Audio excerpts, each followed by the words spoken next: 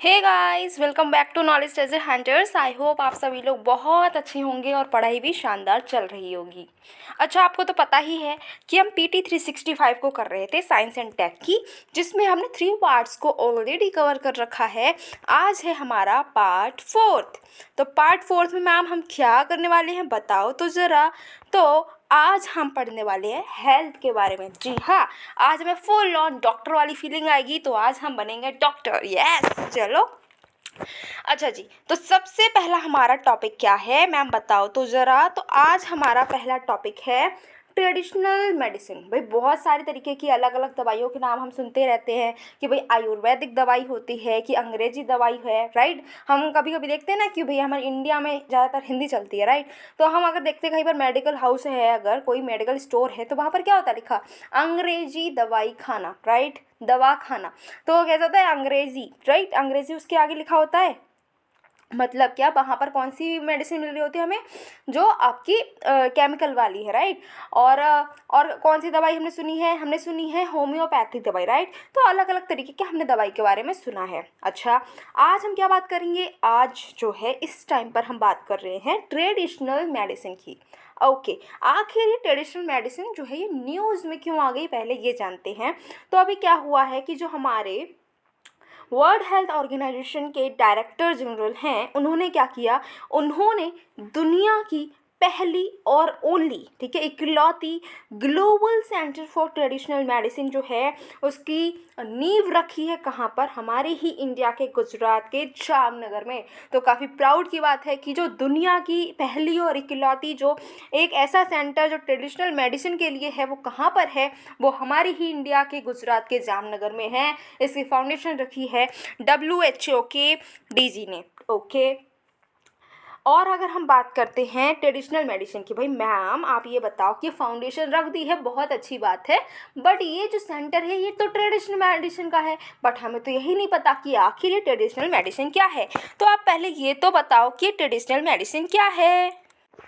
तो अगर हम बात करते हैं इस ट्रेडिशनल मेडिसिन की, तो हमारे जो WTO है, उन्होंने इसको डिफ़ाइन किया है। कैसे डिफ़ाइन किया है ट्रेडिशनल मेडिसिन को, इन्होंने कहा कि जो ट्रेडिशनल मेडिसिन है इसके अंदर आती है कोई भी आपकी स्पेशल कोई नॉलेज है, कोई स्किल है, कोई ऐसी प्रैक्टिस है जो किस पर बेस्ड है, किसी थ्योरी पर, किसी बिलीफ पर, या फिर एक्सपीरियंस पर। जो हमारे अलग अलग कल्चर है, हमारी इंडिया के अलग कल्चर है, इंडिया में तो बहुत सारे कल्चर है, राइट। इंडिया के अलग कल्चर हैं, दूसरी कंट्री के अलग अलग कल्चर हैं।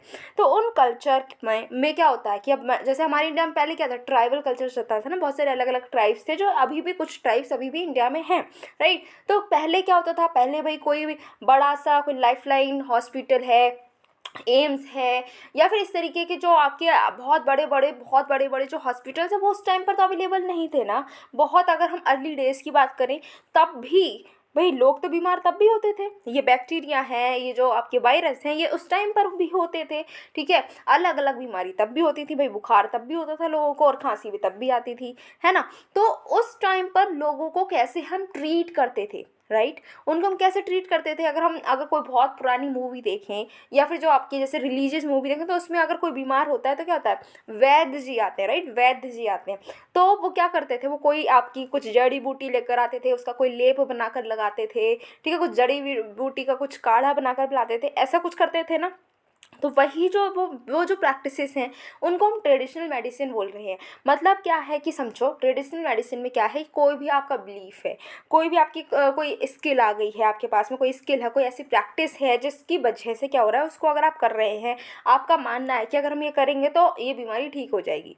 जैसे कि अब बहुत कॉमन, अगर हम बात करें, बहुत कॉमन बात क्या है कि अगर आपको फीवर आता है, ठीक है, फीवर आता है, रात में फीवर आया, सपोज़ करो बहुत रात है, फीवर आया है, और आप ये सपोज़ करते हैं कि आसपास जो है कोई डॉक्टर अवेलेबल नहीं है, और फ़ोन की कोई ऐसा कम्युनिकेशन का कोई सिस्टम भी वहाँ पर अवेलेबल नहीं है, ठीक है। आप अकेले हैं और आपको बहुत तेज़ फीवर है, रात का समय है, कोई दवाई अवेलेबल नहीं है, आप किसी से कम्युनिकेट भी नहीं कर सकते। तो सबसे पहले आप क्या करोगे, आपके दिमाग में क्या आएगा कि मैं क्या करूँ। आप क्या करेंगे, आप लेंगे पानी, ठीक है, आप लेंगे कुछ पट्टी और उसको भिगोकर अपने सिर पर रखेंगे और उसके बाद में आपको थोड़ा नॉर्मल फील होगा। ये आप देखते हैं, आप इवन अगर कोई मूवी भी देखेंगे, कोई आपको कोई भी अगर आप कोई सीरीज़ देख रहे होंगे, वेब सीरीज़ देखेंगे, उसमें भी ये प्रैक्टिस तो भाई बहुत कॉमन ये होती है। फीवर आता है तो ये हम करते हैं, इनफैक्ट हम अपनी लाइफ में भी ये करते ही हैं, राइट, फीवर, और इससे हमें बहुत फ़ायदा मिलता है। तो ये क्या किसी भी हमारी कोई दवाई जब हम लेते हैं तो उसमें प्रिस्क्रिप्शन होता है कि ये हमें करना है, नहीं, बट ये एक जनरल प्रैक्टिस है, हम सब करते हैं और इसका हमें रिलीफ मिलता है। ऐसे ही अगर हम बात करें कि हमें क्या होगी, बहुत ज़्यादा अगर खांसी हो गई तो उसके लिए भी हमारे पास बहुत सारे होम रेमेडीज़ हैं, जैसे कि आप अदरक वाली चाय पीते हैं, ठीक है, आप तुलसी की चाय पीते हैं, आप लौंग इलायची डालते हैं उसमें। तो ये जो है ये कुछ हमारी प्रैक्टिसेस हैं जिनकी वजह से हमें फ़ायदा मिला है और हम मानते हैं कि हाँ अगर हम ऐसा करते हैं, कुछ काढ़ा है, अगर हम इनको पीते हैं तो हमें फ़ायदा मिलेगा और ये बीमारी दूर हो जाएगी, है ना। तो ये जो ट्रेडिशनल चीज़ें जो हम कर रहे हैं इसी को बोल रहे हैं ट्रेडिशनल मेडिसिन। अब तो आपको समझ में आया होगा, हाँ जी क्या है ये, जी बिल्कुल समझ में आया है, ठीक है। अब इसमें हम फिजिकल और मेंटल दोनों ही इलनेस को दूर करते हैं। जैसे अब कोई पर्सन है जो डिप्रेशन से बहुत ज़्यादा जूझ रहा है, तो अब वैसे तो देखो एंटी डिप्रेसेंट्स भी मिलते हैं, ठीक है, लोग जो हैं वो दवाई खाते हैं, बट हम क्या कहते हैं कि डिप्रेशन से है तो आप योगा कीजिए, ठीक है, आप थोड़ी सी कुछ थेरेपीज़ को अपनाइए, आप बाहर विजिट कीजिए, लोगों से बात कीजिए। तो ये कुछ चीज़ें हैं, ये प्रैक्टिसेस है ना, बट हम इसको करते हैं और कुछ बीमारियां दूर हो जाती हैं। तो ट्रेडिशनल मेडिसिन का समझ में आया मतलब, ठीक है जी। अब दूसरी बात करें, कॉम्प्लीमेंट्री मेडिसिन या फिर ऑल्टरनेटिव मेडिसिन का मतलब क्या होता है। एक एक तो हमारा ट्रेडिशनल मेडिसिन हो गया, जो मैम आपने बहुत अच्छे से समझाया, हमें समझ में आ गया हाँ जी क्या है। बट दूसरी चीज़ समझते हैं, दूसरी जो मेडिसिन है वो है कॉम्प्लीमेंट्री मेडिसिन या फिर ऑल्टरनेटिव मेडिसिन। इसका मतलब है कि ऐसी हेल्थ केयर प्रैक्टिसेस जो कि हमारी खुद की ट्रेडिशन में तो या उसका पार्ट नहीं है और वो फुल्ली तरीके से इंटीग्रेट नहीं है, हमारे हेल्थ केयर सिस्टम में वो इतना यूज़ भी नहीं हो रही हैं, ठीक है, उनको हम बोलते हैं कॉम्प्लीमेंट्री मेडिसिन। मतलब क्या कि हमारी, अब जैसे हम इंडिया स्पेसिफिक बात करें तो इंडिया का जो भी हमारा हेल्थ केयर सिस्टम है, जो हमारा मेडिसिन सिस्टम है और जो हमारी प्रैक्टिसेस हैं उसमें वो प्रैक्टिसेस इतनी कॉमन नहीं है, हमारे खुद के ट्रेडिशन में वो प्रैक्टिसेस इतनी कॉमन नहीं है और ना ही हमारी इंडिया के मेडिसिन सिस्टम में वो प्रिस्क्राइब्ड है। बट हाँ वो मेडिसिन है तो हम उनको बोलते हैं कॉम्प्लीमेंट्री मेडिसिन। समझ में आया, हाँ जी। अब देखते हैं कि हमारी इंडिया के कुछ इनिशिएटिव्स हैं जिससे कि हम क्या करते हैं, इनसे हम जो आपका ट्रेडिशनल और कॉम्प्लीमेंट्री मेडिसिन्स हैं इसको बहुत ज़्यादा प्रमोट करने की कोशिश कर रहे हैं, ठीक है। अब जैसे आयुष सिस्टम, इसको हम जैसे एग्जांपल दें तो एक इनिशिएटिव क्या है, आयुष सिस्टम, ठीक है, नेशनल आयुष मिशन, ठीक, जिससे कि हम आयुष मेडिसिन को और ज़्यादा प्रमोट करने की कोशिश कर रहे हैं। अब जैसे कि अगर आप जैसे एग्जांपल लें, सिर में दर्द हो रहा है, हेडेक हो रहा है, तो क्या बोला जाता है, अगर हम लोग बात करें, अगर हम अकेले रह रहे हैं, ठीक है, घर पे पेरेंट्स नहीं है और हमें हेडेक होता है तो हम क्या करते हैं, सबसे पहला काम होता है पेन किलर लेते हैं और खाते हैं और आराम मिल जाता है। बट अगर पेरेंट्स होते हैं और हम उनके सामने पेन किलर का यूज़ करें तो क्या होता है, डांट पड़ती है ना। क्यों पड़ती है, हमारे पेरेंट्स क्या बोलते हैं, बेटा पेन किलर के बहुत ज़्यादा साइड इफ़ेक्ट्स होते हैं, आप वो नहीं खाएंगे, आप क्या करें, आप सिर मैं आपका सिर दबा देती हूँ, हमारी मम्मा बोलती है ना, सिर दबा देते हैं, इधर आओ, ठीक है, या फिर ऐसा करो, खिलाओ, हेयर ऑयल के मसाज कर दे रही हूँ, या फिर आपको चाय मिल जाएगी, कोई काढ़ा मिल जाएगा, वो सारी चीज़ें मिलती हैं। बट पेन किलर को अवॉइड करने की हमको सलाह मिलती है, इवन हमें डांट भी पड़ती है। तो ये क्या है, हमें अब क्या बोला जा रहा है कि जो हम मेडिसिन खाते हैं, जो आपकी जो इंग्लिश जो अंग्रेज़ी दवाई है उसको हम खाते हैं तो उससे क्या होता है कि हमें बहुत सारे साइड इफ़ेक्ट्स देखने को मिल रहे हैं। इसीलिए प्रमोट किया जा रहा है कि भैया ये जो केमिकल्स जो हम खा रहे हैं जिससे हमें बहुत ज़्यादा साइड इफ़ेक्ट्स मिल रहे हैं, जितना फ़ायदा नहीं हो रहा उतना ज़्यादा नुकसान हो रहा है, तो उसको अवॉइड करने की कोशिश की जा रही है। कहा जा रहा है कि बैक टू द रूट्स जाने की ज़रूरत है, हम अपने इंडिया के जो ट्रेडिशनल सिस्टम है उसको ही अपनाएं तो ज़्यादा अच्छा है। सिर में दर्द हो रहा है, सिर दबा दिया जाता है तो उससे सिर दर्द जो है ज़्यादातर ठीक हो जाता है ना। तो क्या हो गया, अब सिर दबाया किसी ने तो क्या हो रहा है, या हेयर ऑयल मसाज करा ली तो उससे क्या हो रहा है, कोई भी साइड इफेक्ट तो नहीं है, इवन और बेनिफिशियल रहता है, राइट। तो यही यहाँ पर बात करने की कोशिश की गई है कि हाँ हम इसको आप जो है एक शिफ्ट लाने की कोशिश की जा रही है कि केमिकल्स की दुनिया से बाहर आओ, जब तक इम्पॉर्टेंट ना हो, बहुत ज़्यादा ज़रूरी ना हो, आप क्या करें, ट्रेडिशनल मेडिसिन पर ही रिलाई करें। तो ये जो इनिशिएटिव्स लिए गए हैं कि आयुष सिस्टम को और ज़्यादा प्रमोट किया जाए, आपका काम यहाँ पर क्या है, भाई आपका काम यहाँ पर है कि कमेंट बॉक्स में जाएं, फटाफट बताएं कि आयुष की फुल फॉर्म क्या है। अब ये मत बोल देना मैम मेरा तो नाम ही आयुष है, नहीं, आपका नाम आयुष है, बहुत अच्छी बात है, बट आपको यहाँ पर अपने नाम की फुल फॉर्म नहीं बतानी, इस आयुष की फुल फॉर्म बतानी है। ओके, ठीक है। अब नेक्स्ट है चैम्पियन सर्विसेज सेक्टर स्कीम लेकर आए हैं मेडिकल वैल्यू ट्रेवल के लिए, जिससे कि जो मेडिकल टूरिज्म है उसको बढ़ाया जाए। लोग क्या करें कि बाहर से फॉरेनर्स जो है वो हमारे इंडिया में आए अपने ट्रीटमेंट के लिए। जैसे कि हमारे इंडिया से बहुत सारे जो, अब आपने सुना होगा जैसे कोई एक्टर है उसको कोई प्रॉब्लम हो गई, कोई बीमारी हो गई है, तो वो ज़्यादातर इंडिया में ट्रीटमेंट नहीं दे रहा है, वो सीधे पहुँच जाता है किसी फॉरेन में। जैसे वो पहुँच जाएगा आपके यूएसए में कोई ट्रीटमेंट लेने चला गया, कनाडा में आपका वो अपना ट्रीटमेंट ले रहा है, ठीक है, ऑस्ट्रेलिया में चला गया अपनी ट्रीटमेंट कराने के लिए। तो हम ऐसे न्यूज़ बहुत सारे सुनते हैं ना, तो हम क्या कह रहे हैं कि भाई हमारे इंडिया से लोग बाहर ना जाएं, बल्कि बाहर के लोग भी इंडिया में आए अपने ट्रीटमेंट के लिए। नेक्स्ट है कि हमने आयुष एक्सपोर्ट प्रमोशन काउंसिल को बनाया है, जिससे कि आयुष सिस्टम को और प्रमोट किया जाए।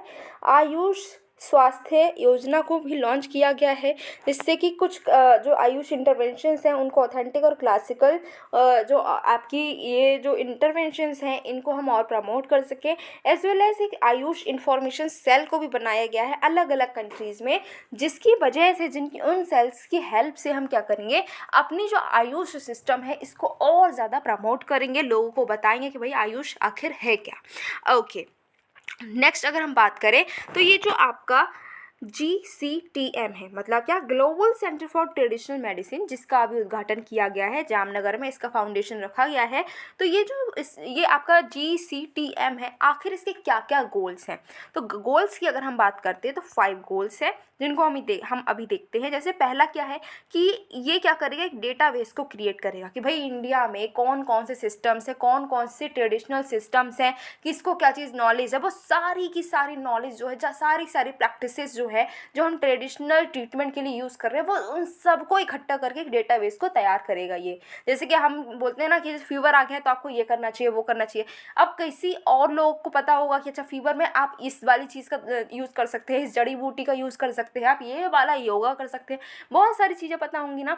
तो जिसको जो भी नॉलेज है ना एक पर्टिकुलर बीमारी के बारे में, उसका ट्रीटमेंट किस तरीके से करना चाहिए, वो सारी नॉलेज को यहाँ पर इकट्ठा किया जाएगा। ओके, नेक्स्ट आपका गोल क्या है, नेक्स्ट गोल है कि एक इंटरनेशनल स्टैंडर्ड को ये क्रिएट करेंगे कि जो आपके ट्रेडिशनल मेडिसिन्स हैं, ये ट्रेडिशनल मेडिसिन्स कितनी ज़्यादा काम कर रही हैं, कितनी ज़्यादा ये इफ़ेक्टिव हैं, कितनी अच्छे से किसी बीमारी को ट्रीट कर पा रही हैं, इनका क्या लेवल है। तो इसको एक इंटरनेशनल लेवल देने की बात की गई है, इनका एक गोल है। नेक्स्ट क्या है कि एक प्लेटफॉर्म के तरीके से इवॉल्व होंगे, जहाँ पर ग्लोबल एक्सपर्ट्स जो हैं वो अपने ट्रेडिशनल मेडिसिन को यूज़ करने के बाद में उनका जो भी एक्सपीरियंस है उसको शेयर कर सकेंगे कि हाँ भाई हमें बताया गया था कि अगर ऐसा होता है कि फीवर आ रहा है तो हम अगर ठंडे पानी से ठंडे पानी से जो पट्टी है वो अपने सिर पर रखेंगे तो हाँ हमारा जो टेम्परेचर है बॉडी का वो नॉर्मल हो जाएगा। हाँ हमने ये ट्राई किया और हमें ये फ़ायदा हुआ। तो क्या होगा कि एक्सपीरियंसेस जो हैं वो भी शेयर यहाँ पर किए जा सकते हैं। ओके, नेक्स्ट गोल की अगर हम बात करें, जो इसके लिए अब भाई कोई रिसर्च करेंगे, ठीक है, अलग अलग डेटाबेस बना रहे हैं हम, तो उसके लिए पैसा भी तो लगेगा, हर चीज़ फ्री में तो नहीं हो जाएगी। तो वो पैसा कहाँ से आएगा, फंड्स कहाँ से आएंगे, उसको भी यही देखेंगे कि कहाँ से फंड आएगा। और जो आपके एक स्पेसिफिक डिजीज़ है, ठीक है, स्पेसिफिक डिजीज़ का ट्रीटमेंट किस तरीके से करना चाहिए, एक पूरी तरीके का ट्रीटमेंट जो है उसके लिए कौन कौन से रूल्स रेगुलेशंस फॉलो होने चाहिए, उन रूल्स एंड रेगुलेशंस को भी ये डेवलप करेंगे। ठीक है, अब जो अभी आपको काम दिया गया था कि आपको बताना है आयुष की फुल फॉर्म, तो आप बोल रहे थे नहीं नहीं मैम आयुष तो मेरा नाम ही है, इसकी क्या फुल फॉर्म। तो देखो आयुष की फुल फॉर्म है आयुर्वेदा, ठीक है, योगा, यूनानी, सिद्धा एंड होम्योपैथी, ठीक है, सोवा रिक्पा। ये जो है ये क्या है, ये ट्रेडिशनल मेडिसिन्स हैं और कॉम्प्लीमेंट्री मेडिसिन जिनको हम बोल रहे हैं, इनमें क्या आता है, तो इनमें आयुर्वेदिक दवाई भी आएगी, योगा भी इसी में इंक्लूड होगा, यूनानी दवाई, सिद्ध, होम्योपैथी, ये सारा कुछ इसी में इंक्लूडेड होता है। अब ये आयुष को कौन रेगुलेट करता है, तो आप कहीं ये मत कह देना कि ये तो हेल्थ की बात है, बीमारियों से हम लड़ने की बात कर रहे हैं, बीमारियों को ठीक करने की बात कर रहे हैं और अब हम पढ़ भी हेल्थ सेक्टर को ही रहे हैं, तो मैम मिनिस्ट्री ऑफ हेल्थ होगा। नहीं, मिनिस्ट्री ऑफ हेल्थ नहीं है, इसको इतनी इज्जत हमने दी है कि इसके लिए अलग से मिनिस्ट्री बनाई है? मिनिस्ट्री ऑफ आयुष, ठीक है। तो अगर आपका नाम आयुष है तो इस टाइम आपको तो बहुत ही ज़्यादा प्राउड फील हो रहा होगा कि भाई बार बार मेरा ही नाम आ रहा है, मेरा ही नाम आ रहा है, मेरे लिए तो स्पेशल एक मिनिस्ट्री भी बनाई गई है, राइट। अच्छा, जो आपके WHO है उन्होंने क्या बोला, उन्होंने कहा कि 170 WHO मेंबर कंट्रीज़ हैं, उन्होंने अपनी अपनी जो ट्रेडिशनल और कॉम्प्लीमेंट्री जो आपकी मेडिसिन्स हैं उनका यूज़ वो कर रहे हैं। उन्होंने बताया है, अपने यूज़ को बताया है 2018 से कि 170 ऐसे मेंबर्स हैं WHO के कि जो कि ट्रेडिशनल और कॉम्प्लीमेंट्री मेडिसिन्स का यूज़ कर रहे हैं, ठीक है। हाँ जी है। अब हम बात करते हैं कुछ भाई रिलेटेड न्यूज़ की भी। रिलेटेड न्यूज़ में क्या न्यूज़ है, तो जो मिनिस्ट्री ऑफ आयुष है, ठीक है, मिनिस्ट्री ऑफ आयुष और जो फसे को हमने बहुत डिटेल में पढ़ा था जब हम इकोनॉमी को डिस्कस कर रहे थे, आई थिंक। तो बताओ ये फसे क्या है, आपने पढ़ लिया ना इकोनॉमी। अच्छा, तो मिनिस्ट्री ऑफ आयुष और जो फसे हैं इन्होंने कुछ रेगुलेशंस बनाई हैं कि जो आयुर्वेदा आहार प्रोडक्ट्स हैं, आयुर्वेदा आहार प्रोडक्ट्स जो है उनके लिए क्या रेगुलेशंस होने चाहिए, ये फॉर्मुलेट करा है किसने, मिनिस्ट्री ऑफ आयुष और फसे ने, ठीक है। फसे is what, it is food safety and standards authority of India. अच्छा, रेगुलेशंस जो बनाए गए हैं भाई इनको क्या ज़रूरत पड़ गई थी, इनको खाली नहीं बैठा जाता क्या, इन्होंने इतना काम किया, इन्होंने बैठ के रेगुलेशंस बनाई, क्यों बनाई भाई, तो इन्होंने इसलिए बनाई हैं कि जो आपकी आयुर्वेदा फूड प्रोडक्ट्स हैं इनकी मैन्युफैक्चरिंग जो है वो क्वालिटी हो भैया, अच्छे से हो, ठीक है। ऐसा नहीं है कि आप कुछ भी उसमें उल्टा सीधा काम कर दें, उसकी क्वालिटी को आप डिग्रेड कर दें, ऐसा नहीं होना चाहिए। क्वालिटी प्रोडक्ट बने और इंटरनेशनल मार्केट को और एक्सपेंड किया जाए। जो make in India Ayurvedic products हैं, जो ऐसे आयुर्वेदिक प्रोडक्ट्स जो हमारी इंडिया में बने हैं, हम क्या चाहते हैं कि उनकी क्वालिटी को और इम्प्रूव किया जाए, इतनी अच्छी क्वालिटी हम उसकी कर दें कि इंटरनेशनल मार्केट में हमारे प्रोडक्ट जो हैं वो ज़्यादा से ज़्यादा बिक सकें। अच्छा जी, अब ये जो रेगुलेशंस इन्होंने बनाई हैं, क्यों बनाई हैं, क्या क्या रेगुलेशंस हैं, चलो देखते हैं। तो सबसे पहली बात कि जो आपके आयुर्वेदा आहार प्रोडक्ट्स हैं इनको बनाना, अगर आप बना रहे हैं या फिर इसकी मार्केटिंग कर रहे हैं तो आपको क्या करना होगा, food safety and standards Ayurveda आहार रेगुलेशंस 2022 रूल्स को फॉलो करना होगा, ठीक है। चाहे आप इसको मैन्युफैक्चर करें, चाहे आप जो है आयुर्वेदा आहार की मार्केटिंग करें, आपको इन रूल्स को फॉलो करना ही होगा किसी भी हाल में, ओके। आपको आयुर्वेदा आहार जो है उसके लिए क्या करना पड़ेगा, अप्रूवल लेना पड़ेगा। किससे अप्रूवल लेना पड़ेगा, food safety and standards approval for non specific food and food ingredient regulations 2017 के अंडर आपको क्या करना होगा, आयुर्वेदा आहार के लिए अप्रूवल लेना होगा। एक स्पेशल लोगो भी बनाया है, वो लोगो क्या है, आयुर्वेदा आहार। अगर कोई आपकी कोई प्रोडक्ट है जो आयुर्वेदा आहार है तो उस पर एक स्पेशल लोगो लगा रहेगा जिससे कि आप आयुर्वेदा फूड प्रोडक्ट्स को ईजिली पहचान सकते हैं, ठीक है। आयुर्वेदा आहार जो है इसमें आयुर्वेदिक ड्रग्स जो हैं उनको इंक्लूड नहीं किया जाएगा, ठीक है। इसमें Ayurvedic medicine, medical products, cosmetics, narcotics, psychotropic substance, herbs, ये सब भी इंक्लूड नहीं होंगे। ये चीज़ मोस्ट इंपॉर्टेंट है, आपको याद रखना है भाई, हो सकता है भाई स्टेटमेंट बन जाए, राइट। तो ये चीज़ें जो है इसमें इंक्लूडेड नहीं है। कैबिनेट ने अब जो नेक्स्ट अगर हम बात करें तो कैबिनेट का अप्रूवल जो है उसने क्या, कैबिनेट ने क्या किया है, अप्रूव कर दिया कि आप जो ट्रेडिशनल नॉलेज डिजिटल लाइब्रेरी है उसको और हर कोई जो है एक्सेस कर सकता है। अभी क्या था कि जो एक्सेस था वो डेटाबेस का वो रिस्ट्रिक्ट था कि 14 पेटेंट ऑफिसेस जो है पूरी दुनिया भर में सिर्फ वही इसको एक्सेस कर सकते थे, लेकिन अब और ज़्यादा लोग जो हैं इसको एक्सेस कर सकते हैं। Next news. अच्छा, अब देखते हैं ये जो फार्मासोफिया आपकी commission for Indian medicine and homeopathy है, ये क्या है, इसके बारे में भी पढ़ ही लेते हैं। तो ये एक सबऑर्डिनेट ऑफिस है जो कि मिनिस्ट्री ऑफ आयुष के अंडर ही आता है, ठीक है। इसको हमने रजिस्टर कैसे कराया है, इसको रजिस्टर कराया है सोसाइटीज़ रजिस्ट्रेशन एक्ट 1860 के अंडर। अच्छा भाई, इसके अगर हम हेडक्वार्टर की बात करें तो वो हमारी यूपी के गाज़ियाबाद में लोकेटेड है। अच्छा, ये जो कमीशन है ये हमने क्यों बनाई है, तो इसका ऑब्जेक्टिव है कि ये फार्मासिफिया को डेवलप करना चाहता है, ठीक है, जिससे कि फॉर्मुलेशंस हो सके और सेंट्रल ड्रग टेस्टिंग कम अपीलेट लेबोरेटरी की तरह ये काम कर सके इंडियन मेडिसिन एंड होम्योपैथी के लिए। अच्छा, ये रेगुलरली जो ड्रग्स है उसके स्टैंडर्ड्स को अपडेट करता रहता है जो हमें अलग अलग बीमारियों के लिए चाहिए होती है। यहाँ पर ड्रग का मतलब आप समझें दवाई, ठीक है, जैसे कि आप पैरासीटामोल का यूज़ करते हैं ना, फीवर आता है तो हम उसका यूज़ करते हैं, तो वो हमारे लिए एक ड्रग है। अब इसका मतलब ये नहीं है कि वो आप नशा करके घूम रहे वो वाला ड्रग, वो नहीं है यहाँ पर। ड्रग मीन्स यहाँ पर क्या है, दवाई, ठीक। अच्छा, दूसरी और इन्फॉर्मेशन की बात करें तो ये ट्रेनिंग भी प्रोवाइड करता है, हमारे जो ट्रेडिशनल प्रोडक्ट्स हैं उसके लिए ट्रेनिंग प्रोवाइड करता है। कहाँ पर करता है, WHO south east Asia region, और ये जो हमारे कमीशन, ये दोनों मिलकर ट्रेनिंग प्रोग्राम को भी ऑर्गेनाइज करते हैं। इंडियन फार्मासिपिया कमीशन जो है ये ministry of health and family welfare के अंडर भी काम करता है।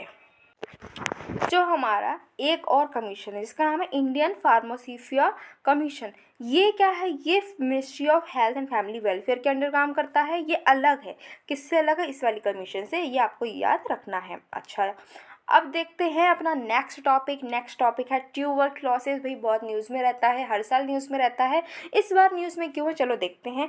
तो अभी क्या हुआ है कि हमारा जो WHO है, जिसको हम बोलते हैं वर्ल्ड हेल्थ ऑर्गेनाइजेशन, इसने नई गाइडलाइंस को रिलीज़ किया है। इसने कुछ नई गाइडलाइंस को जो है निकाला है, जिससे कि ये क्या कर सके, जो national strategic planning for the tuberculosis है, इसको सपोर्ट करने के लिए WHO ने कुछ नई गाइडेंस हमको प्रोवाइड की है। अच्छा, और अगर हम बात करते हैं तो नेशनल स्ट्रैटेजिक प्लानिंग क्या है, ये गाइड करती है कि कैसे आप टीबी एपिडेमिक को एड्रेस करेंगे, कैसे आप इसको ख़त्म करेंगे, आपके क्या गोल्स होंगे, क्या स्ट्रैटेजी होगी, कैसे आप प्रायोरिटी इंटरवेंशंस करेंगे अलग अलग सेक्टर में, हेल्थ सेक्टर में, कि आप टीबी को ख़त्म कर सके। टीबी जो ट्यूबरक्लोसिस है, इसको हम शॉर्ट फॉर्म में टीबी बोलते हैं। तो ये हर बच्चे ने सुना होगा भाई, इसका नाम तो हर बच्चे ने सुना ही होगा, राइट।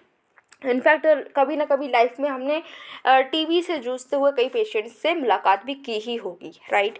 तो ये जो टीबी है, ठीक है, तो यहाँ पर क्या है कि हमने एक नेशनल स्ट्रेटेजिक प्लानिंग की है, जिससे हम टीबी को ख़त्म करना चाह रहे हैं। तो इसके लिए हम कई सारे गोल्स बनाएंगे, स्ट्रेटजीज बनाएंगे, कुछ प्रायोरिटीज़ को सेट करेंगे, किस तरीके से हम इसको ख़त्म करेंगे। हर जो गोल है उसको हम डिफ़ाइन करेंगे, कैसे, स्मार्ट क्राइटेरिया में। अच्छा, स्मार्ट क्राइटेरिया का मतलब क्या है कि जो भी हम गोल इसके अंडर बनाएंगे ना, जो भी गोल को हम सेट करेंगे, उसको हम देखेंगे कि वो गोल स्पेसिफिक होना चाहिए, उसको हम मेजर कर सके, उसको हम अटेन कर सके, वो रियल होना चाहिए। ऐसा नहीं कि हम कुछ हवा में तीर चलाते, नहीं, रियलिस्टिक होना चाहिए और टाइम बाउंड होना चाहिए कि भाई इतने टाइम के बाद में ये चीज़ जो है हम अचीव कर लेंगे। अभी जो डॉक्यूमेंट है ये अपडेट है 2015 की टूल किट का, कि हम कैसे टीबी को प्रिवेंट करेंगे, कैसे केयर करेंगे और कंट्रोल करेंगे। अच्छा, ये बात तो हो गई न्यूज़ की, लेकिन न्यूज़ किसके बारे में मैम? अच्छा मैम, आप तो बता रही थी कि टीवी के बारे में न्यूज़ है, तो आखिर ये जो ट्यूबरक्लोसिस है ये है क्या, ये तो बता दो। चलो जान लो भाई ट्यूबरक्लोसिस क्या है। तो इसको कौन कॉज करता है भाई, इसके पीछे जो छुपा हुआ हमारा जो सबसे बड़ा शत्रु है, कौन है, ठीक है, वो है एक बैक्टीरिया जो टीबी का कारण है। क्या है? Mycobacterium tuberculosis. तो ये किसकी वजह से होता है? गुनहगार कौन है? गुनहगार है माइकोबैक्टीरियम ट्यूबरक्लोसिस। माइकोबैक्टीरियम ट्यूबरक्लोसिस एक बैक्टीरिया है, उसकी वजह से टीबी की जो डिजीज़ है वो हो जाती है, ठीक है। और ये क्या अफेक्ट करता है सबसे ज़्यादा? बॉडी के किस पार्ट को सबसे ज़्यादा अफेक्ट करता है? लंग्स को, ठीक है। अच्छा, अगर हम टीबी के टाइप्स देखें तो टीबी के टाइप्स हैं पल्मोनरी टीबी जो कि लंग्स को अफेक्ट करती है, and second one is extra pulmonary TB जो कि लंग्स को तो अफेक्ट करती ही है, साथ ही साथ में और सारी ऑर्गन्स को भी अफेक्ट करती है। तो अगर क्वेश्चन आ जाए कि भाई जो टीबी है वो बॉडी के किस पार्ट को अफेक्ट करती है, और आपके जो ऑप्शंस हैं उसमें आ जाए लंग्स, किडनी, लीवर या अबव ऑल, ठीक है, तो आपको क्या करना है? अबव ऑल पर टिक करना है। आप ये मत सोचना कि हमने तो सुना कि लंग्स जो हैं वही सिर्फ अफेक्ट होते हैं, नहीं। अब आप यहाँ पर देख रहे हैं ना, अगर एक्स्ट्रा पल्मोनरी टीबी होगी तो क्या होगा कि बॉडी का कोई भी पार्ट जो है वो अफेक्ट हो सकता है। बट आपको ये भी ध्यान रखना है, क्वेश्चन सॉल्व करें और क्वेश्चन में पल्मोनरी टीबी लिखा हो तो सिर्फ लंग्स ही अफेक्ट होंगे, ठीक है। हाँ जी है। अब ये टीबी को हम कैसे प्रिवेंट कर सकते हैं? तो एक BCG वैक्सीन लगती है जब हम पैदा होते हैं ना भाई, बहुत सारी वैक्सीन लगती हैं। हम छोटे होते हैं तो हमें पता तो होता नहीं है, वैक्सीन लगती है, हम रोते हैं, लेकिन जब हम देखते हैं कि छोटे बच्चे जो हैं भाई उनके वैक्सीनेशन का टाइम होता है, वो वैक्सीन लग रही होती है, तो हमें खुद को बहुत बुरा लगता है, अरे यार कितना छोटा सा बच्चा है वो रो रहा है, उसकी वैक्सीन लगा दी, राइट। इंजेक्शन से तो हमें अभी भी डर लगता है ना। तो जब हम छोटे होते हैं तो ये इंजेक्शन लगवाते हैं तो हम बोलते हैं अरे यार छोटे बच्चे यार इनको इंजेक्शन क्यों लगवा रहे हो, क्यों इतनी वैक्सीन लगवा रहे हो, बट वो उनकी भलाई के लिए होती है। हमारी भी BCG लगी होगी जब हम छोटे होंगे, तो ये क्यों लगी? जिससे कि आगे हमें कभी टीबी ना हो, ठीक है। तो इससे बचाने के लिए ही, हमारी भलाई के लिए ही वैक्सीनेशन होता है। तो जो BCG है, ये क्या है, बैसिलस कैलमेट ग्यूरिन वैक्सीन, ये लगती है जब हम पैदा होते हैं उसी टाइम पर, कुछ महीनों के बाद में, कुछ दिनों के बाद में लगती होगी। तो ये लगती है जिससे कि टीबी को प्रिवेंट किया जा सके। अगर और दूसरा जो एक टीबी का जो नया हम कह सकते हैं नया वेरिएंट है टीबी का, नई इसकी फॉर्म है, वो क्या है, ड्रग रेजिस्टेंट टीबी, ठीक है। इसमें भी 3 तरीके की ड्रग रेजिस्टेंट टीबी हैं, जैसे कि मल्टी ड्रग रेजिस्टेंट टीबी, जिसको हम MDR टीबी बोल रहे हैं। ये जो है आइसोनिजाइड एंड राइफेम्पाइसिन, इसको आई डोंट नो कि कैसे प्रोनाउंस करेंगे, बट मैं ऐसे कर रही हूँ, आप देख लेना। तो यहाँ पर क्या है कि ये जो 2 ड्रग्स हैं जो टीबी के लिए एंटी टीबी ड्रग्स से सबसे ज़्यादा पावरफुल ड्रग्स हैं, अगर इनको भी रेस्पॉन्ड नहीं करा जा रहा है तो हम बोलते हैं कि मल्टी ड्रग रेजिस्टेंट टीबी है, ठीक है। एक्सटेंसिवली ड्रग रेजिस्टेंस में क्या होता है कि एटलीस्ट 4 जो एंटी टीबी ड्रग्स हैं उनमें से जो बहुत सारी TB drugs, anti TB drugs हैं, उसमें से अगर 4 ऐसी ड्रग्स हैं जिसको ये रिस्पॉन्ड नहीं किया जाएगा तो हम बोलेंगे एक्सटेंसिव ड्रग रेजिस्टेंस टीबी हो गई है। और टोटली ड्रग रेजिस्टेंट टीबी क्या होती है, जहाँ पर कोई भी दवाई, कितनी भी दवाई खिला दो भाई, कोई सी भी ड्रग जो है इस पर काम नहीं कर रही, तो हम बोलते हैं भाई टोटली ड्रग रेजिस्टेंट टीबी है। अब कौन कौन से स्टेप्स लिए गए हैं इस टीबी को ख़त्म करने के लिए, तो इंडिया ने बहुत सारे एफर्ट्स लगाए हैं, जैसे कि नेशनल स्ट्रैटेजिक प्लान 2017 टू 2025 को लॉन्च किया गया, जिससे कि 2025 तक हम ये जो टीबी है इसको ख़त्म कर सकें, एलिमिनेट कर सकें। और अब जो अगर हम SDG गोल्स की बात करें तो इन्होंने कहा है, SDG में क्या बात की गई है कि 2030 तक हम टीबी को ख़त्म करेंगे, बट हम उससे एडवांस चल रहे हैं, हमारा गोल है कि 2025 तक ही हम टीबी को ख़त्म कर दें। अच्छा, नेक्स्ट एफर्ट है नेशनल ट्यूबरक्लोसिस एलिमिनेशन प्रोग्राम, तो NTEP प्रोग्राम भी चलाया जा रहा है, जिसमें हम लेबोरेटरी नेटवर्क को, लैब्स जो हैं और ज़्यादा इस्टेब्लिश कर रहे हैं, बहुत सारे लैब की नेटवर्क को बना रहे हैं, जिससे कि पूरी कंट्री जो है वह उसमें कहीं पर भी जो पर्सन है वो अपनी जांच करा सके, ठीक है। क्योंकि कई बार ऐसा होता है कि कोई ऐसा एरिया होता है जहाँ पर ये जांच की फैसिलिटी ही नहीं होती है, दूर दूर तक कोई ऐसी लैब ही नहीं है जहाँ पर हम टेस्ट करा सकें कि आखिर हमें कौन सी बीमारी हो गई है, पता तो चले आखिर क्या बीमारी है। तो वहाँ पर जांच की फैसिलिटी नहीं होती है। तो अब जब तक जांच नहीं होगी तब तक क्या होता है कि जांच हुई ही नहीं है, तो हम ऐसी दवाई ले लेकर खाए जा रहे, कोई फ़ायदा नहीं हो रहा है। तो जांच नहीं होती है, इस वजह से ये होता है कि जो शुरुआती टाइम पर पता ही नहीं चल पाता कि आखिर क्या बीमारी है, और बाद में वो बीमारी से हम जूझ नहीं पाते, उससे हम लड़ नहीं पाते और हम हार जाते हैं। तो ऐसा ना हो इसके लिए हम बहुत सारी लैब्स को बना रहे हैं इस प्रोग्राम के अंडर, ठीक है। पहले इसको revise national tuberculosis control programme बोलते थे, नया नाम है इसका नेशनल ट्यूबरक्लोसिस एलिमिनेशन प्रोग्राम। अच्छा जी, फिर आपका एक पोर्टल भी बनाया गया, निक्षय पोर्टल, ठीक है। निक्षय पोर्टल क्या है, ये नेशनल टीबी इंफॉर्मेशन सिस्टम है जो कि पेशेंट की इन्फॉर्मेशन को मैनेज करता है। जो ऐसे पर्सन है, जो ऐसे पेशेंट्स हैं भाई जो टीबी से ग्रसित हैं, ठीक है, तो उनका सारा जो इन्फॉर्मेशन वो इस पोर्टल पर, इस वेबसाइट पर क्या होता है, रिकॉर्डेड रहता है, ठीक है।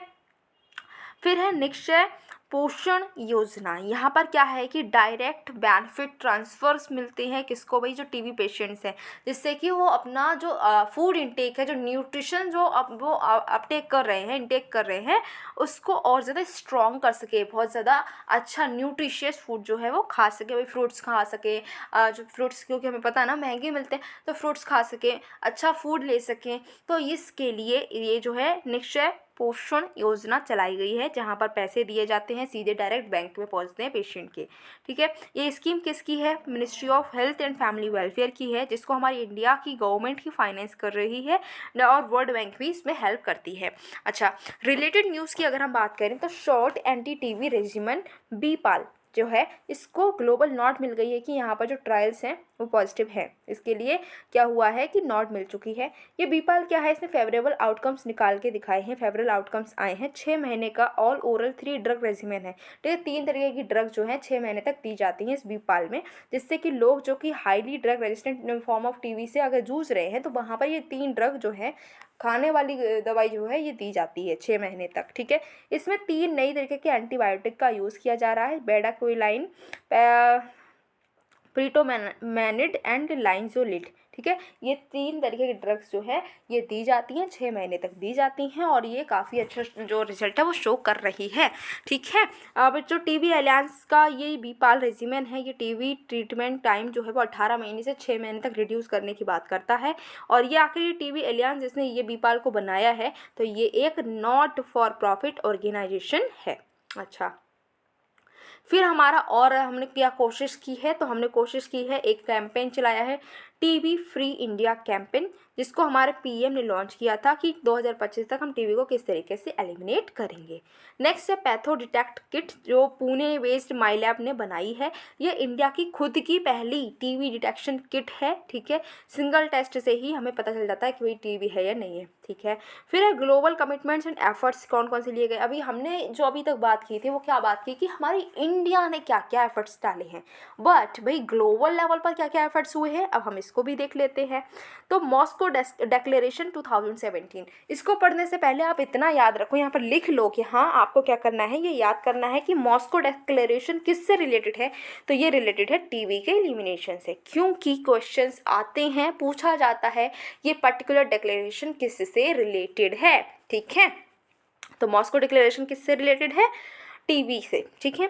इसमें क्या है कि मल्टी सेक्टोरल एक्शन को बढ़ाया जाएगा, अकाउंटेबिलिटी को बढ़ाया जाएगा कि कैसे हम 2030 तक टीबी को एंड करेंगे, क्योंकि हमें पता है ना कि टीबी जो है उसको ग्लोबल लेवल पर एंड करने की बात की गई है 2030 तक, और हमारी इंडिया में तो 2025 तक ही हम इसको एंड करने की बात कर रहे हैं।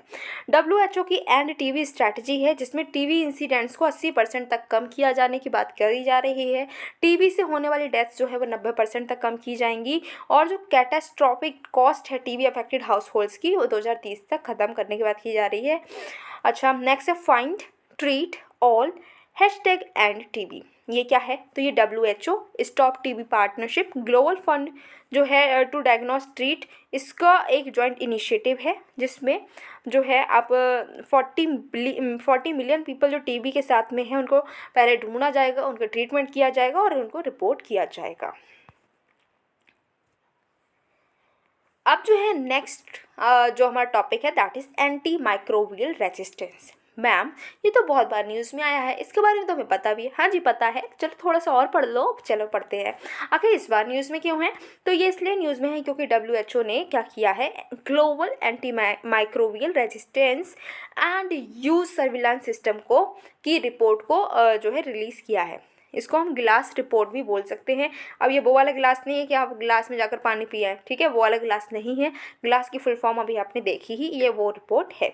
अच्छा, तो ये एंटी माइक्रोबियल रेजिस्टेंस आखिर क्या है इसको समझते हैं। तो ये क्या है, ये एक ऐसी एबिलिटी है माइक्रो ऑर्गेनिज्म की, जिससे कि माइक्रोबियल एंटीबायोटिक्स जो है आपकी वो वहाँ पर काम नहीं करती हैं। अच्छा समझो क्या है, जैसे कि किसका एग्जाम्पल दें, मच्छर का ही ले लेते हैं।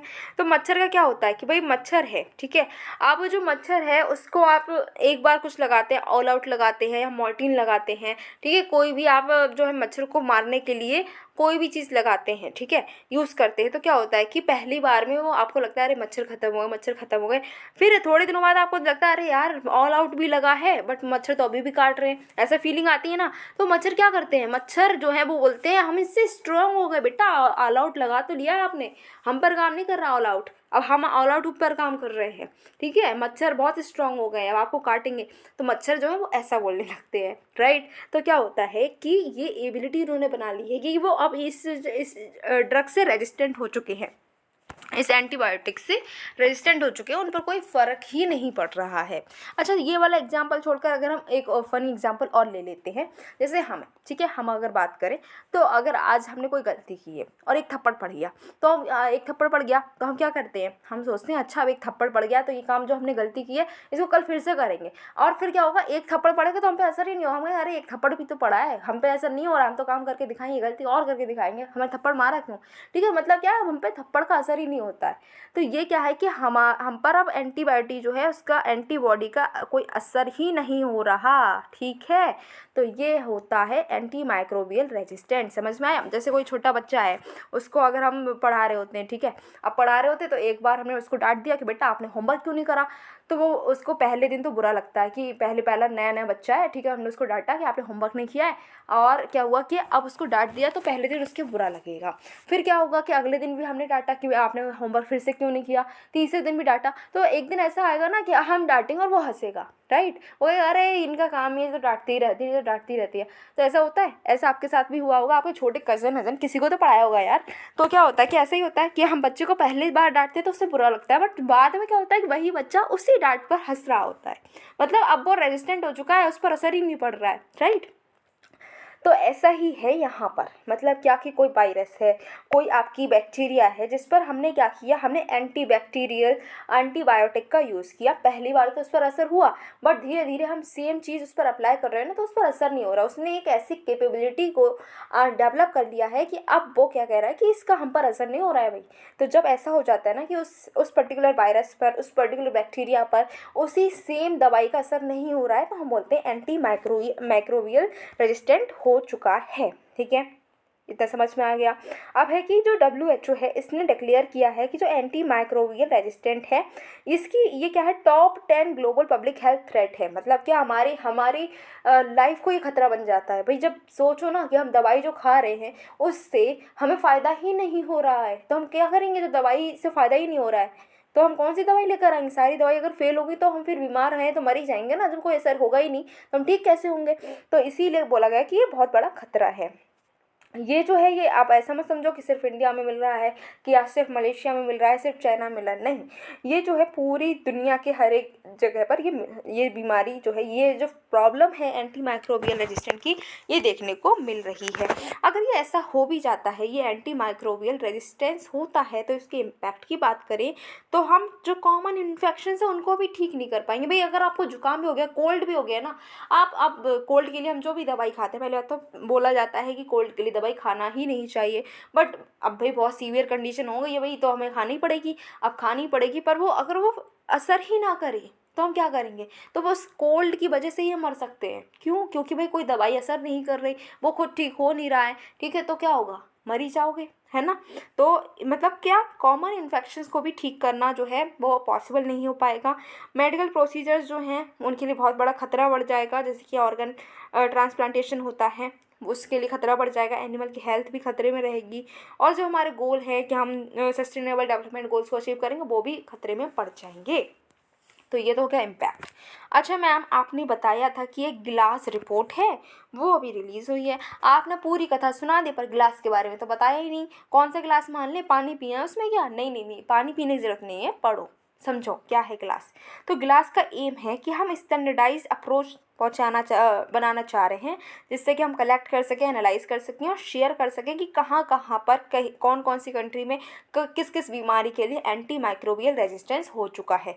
तो एंटी माइक्रोबियल रेजिस्टेंस से रिलेटेड जितनी भी आपकी इंफॉर्मेशन है उसको कलेक्ट, एनालाइज, शेयर करने का काम इसका है, ठीक है। 2022 की जो ग्लास रिपोर्ट है, इसमें पहली बार ऐसा हुआ है कि एंटीबायोटिक कंजम्पशन जो है नेशनल लेवल पर, उसका भी डेटा जो है इंक्लूड किया गया है। कौन कौन से इन्फेक्शंस हैं, कौन कौन से पैथोजेंस हैं जिससे वो इन्फेक्शन हो रहे हैं, वो भी यहाँ पर कवर किए जाते हैं। पैथोजेंस आखिर कौन कौन से इंक्लूडेड हैं, इनका आपको एक बार नाम अगर पढ़ना चाहो तो पढ़ लो, बट इनके नाम रटने मत बैठ जाना, क्योंकि क्वेश्चन शायद ही बनेगा, वरना बनना थोड़ा मुश्किल है। अब देखते हैं कि ये जो AMR है इसको हम कैसे टैकल करेंगे। तो ग्लोबल लेवल पर क्या क्या मेहनत की जा रही है इससे टैकलिंग के लिए। तो global action plan on AMR को बनाया गया है, 2015 में इसको बनाया गया था। जब 2015 की वर्ल्ड हेल्थ असेंबली हुई थी, उस टाइम पर हमने global action plan on AMR को बनाया। WHO है वो क्लोजली काम कर रहा है FAO के साथ में, world organisation for animal health के साथ में, ये एक वन हेल्थ अप्रोच को यूज़ किया जाए जिससे कि हम AMR को टैकल कर सकें। Global antibiotic research and development partnership है, जो कि WHO और drugs for neglected diseases initiative का एक जॉइंट इनिशिएटिव है। अच्छा, ये तो ग्लोबल लेवल पर बात हो गई, बट हमारे इंडिया में भी बहुत मेहनत चल रही है। क्या क्या? तो हमारे इंडिया में क्या है, national programme on AMR containment 2012 to 2017 launch की गई थी। National action plan on anti microwave resistance को भी हमने लॉन्च किया है। रेड लाइन कैंपेन चलाई गई है। तो आपको ये याद रखना है यहाँ पर कि रेड लाइन कैंपेन जो है किससे रिलेटेड है, तो AMR से रिलेटेड है, जिसमें बोला जा रहा है कि आप जो है ओवर द काउंटर एंटीबायोटिक्स को नहीं बेचेंगे। फर्स्ट के गाइडलाइंस हैं कि एंटीबायोटिक्स को आप कैसे यूज़ करेंगे, कितना यूज़ करेंगे, इसको लिमिट करने की बात की गई है। एक सेपरेट शेड्यूल H1 भी बनाया गया है, जिसमें जो है एंटी माइक्रोबियल्स की सेल को रेगुलेट किया जाएगा। कुछ रिलेटेड न्यूज़ हैं, उनको भी देखते हैं। तो WHO ने रिलीज़ किया है, पहली बार एक ऐसी रिपोर्ट रिलीज़ की है। वो रिपोर्ट किस पर है, तो वो रिपोर्ट है pipelines of the vaccines to prevent infections. जो AMR बैक्टीरियल पैथोजेंस हैं, जिनकी वजह से जो इन्फेक्शंस हो रहे हैं, तो उनके लिए कुछ वैक्सीन्स हैं। तो कौन कौन सी वैक्सीन्स अवेलेबल हैं, इसके लिए एक रिपोर्ट जो है WHO ने पहली बार रिलीज़ की है। ये जो वैक्सीन्स अवेलेबल हैं, ये 4 प्रायोरिटी बैक्टीरियल पैथोजेंस के अगेंस्ट में हैं। ठीक है, 4 ऐसे बैक्टीरिया जिनकी वजह से बीमारियां होती हैं, उनके अगेंस्ट में ये वैक्सीन्स अवेलेबल हैं। भाई कौन कौन सी हैं, तो न्यूमोकॉकल डिजीज़ किससे होती है, आपको याद रखना है। ये वाली चीज़ है ना, ये चारों चीज़ें ये आपको याद रखनी है। वो जो पीछे बताई थी वो बॉक्स था, वो चाहे आप मत याद रखो, बट ये याद कर लेना। ठीक है, इतने 4 हैं, बस 4 तो याद हो भी जाएंगी। तो क्या है, न्यूमोकॉकल डिजीज़ किससे होती है, स्ट्रेप्टोकोकस निमोनिया से होती है। ठीक है, HIV होती है, हीमोफाइलस इन्फ्लुएंजा टाइप B। फिर है ट्यूबरक्लोसिस, तो हमने पढ़ा है अभी, माइक्रोबैक्टीरियम ट्यूबरक्लोसिस। टाइफाइड फीवर किससे होता है, सैल्मोनेला टाइफाई से होता है। तो ये बहुत कॉमन होता है, मेरे भी हुआ था, राइट। तो टाइफाइड फीवर जब हुआ, मतलब कि ये वाली बैक्टीरिया अच्छा मेरी बॉडी के अंदर चली गई थी, इसका नाम क्या है बताओ, सैल्मोनेला टाइफाई। अच्छा, अभी जो BCG वैक्सीन है ना, वो TB के अगेंस्ट में एडुकेट तरीके से प्रोटेक्शन नहीं दे रही है। 3 वैक्सीन है वो इफेक्टिव है, बट BCG अभी फेल होती जा रही है। नेक्स्ट टॉपिक कौन सा है, नेक्स्ट टॉपिक है, बड़ा खतरनाक नाम दिख रहा है मैम, ये क्या है, mRNA वैक्सीन का नाम तो सुना होगा, ये वही है। इसको हम बोलते हैं self amplifying messenger RNA vaccine. भाई न्यूज़ में क्यों है ये खतरनाक सा नाम, चलो देख ही लेते हैं। तो ये न्यूज़ में इसलिए है क्योंकि जो mRNA वैक्सीन है, ठीक है, जिसका नाम है ARCT-154, इसको डेवलप किया है आर्कचूरस थेरापेटिक्स होल्डिंग्स ने। इन्होंने कोविड-19 में अच्छे रिजल्ट्स दिए हैं कि ये जो mRNA वैक्सीन है, जिसका नाम ये देख ही रहे हो आप, ARCT-154, इसने बहुत अच्छे रिजल्ट्स शो किए हैं कोविड-19 से फाइट करने में, इसीलिए ये आ गई है न्यूज़ में। अब ये क्योंकि एक mRNA वैक्सीन है, तो हमें ये याद करने की भले ही ज़रूरत ना हो कि इस वैक्सीन का नाम क्या था, बट यहाँ पर चर्चा होगी mRNA वैक्सीन की। भाई कि ये mRNA वैक्सीन कौन सी होती हैं। तो कन्वेंशनल वैक्सीन कैसी होती हैं, कन्वेंशनल वैक्सीन में वायरस का ही एक वीकेंड फॉर्म जो है वो ऐड किया जाता है।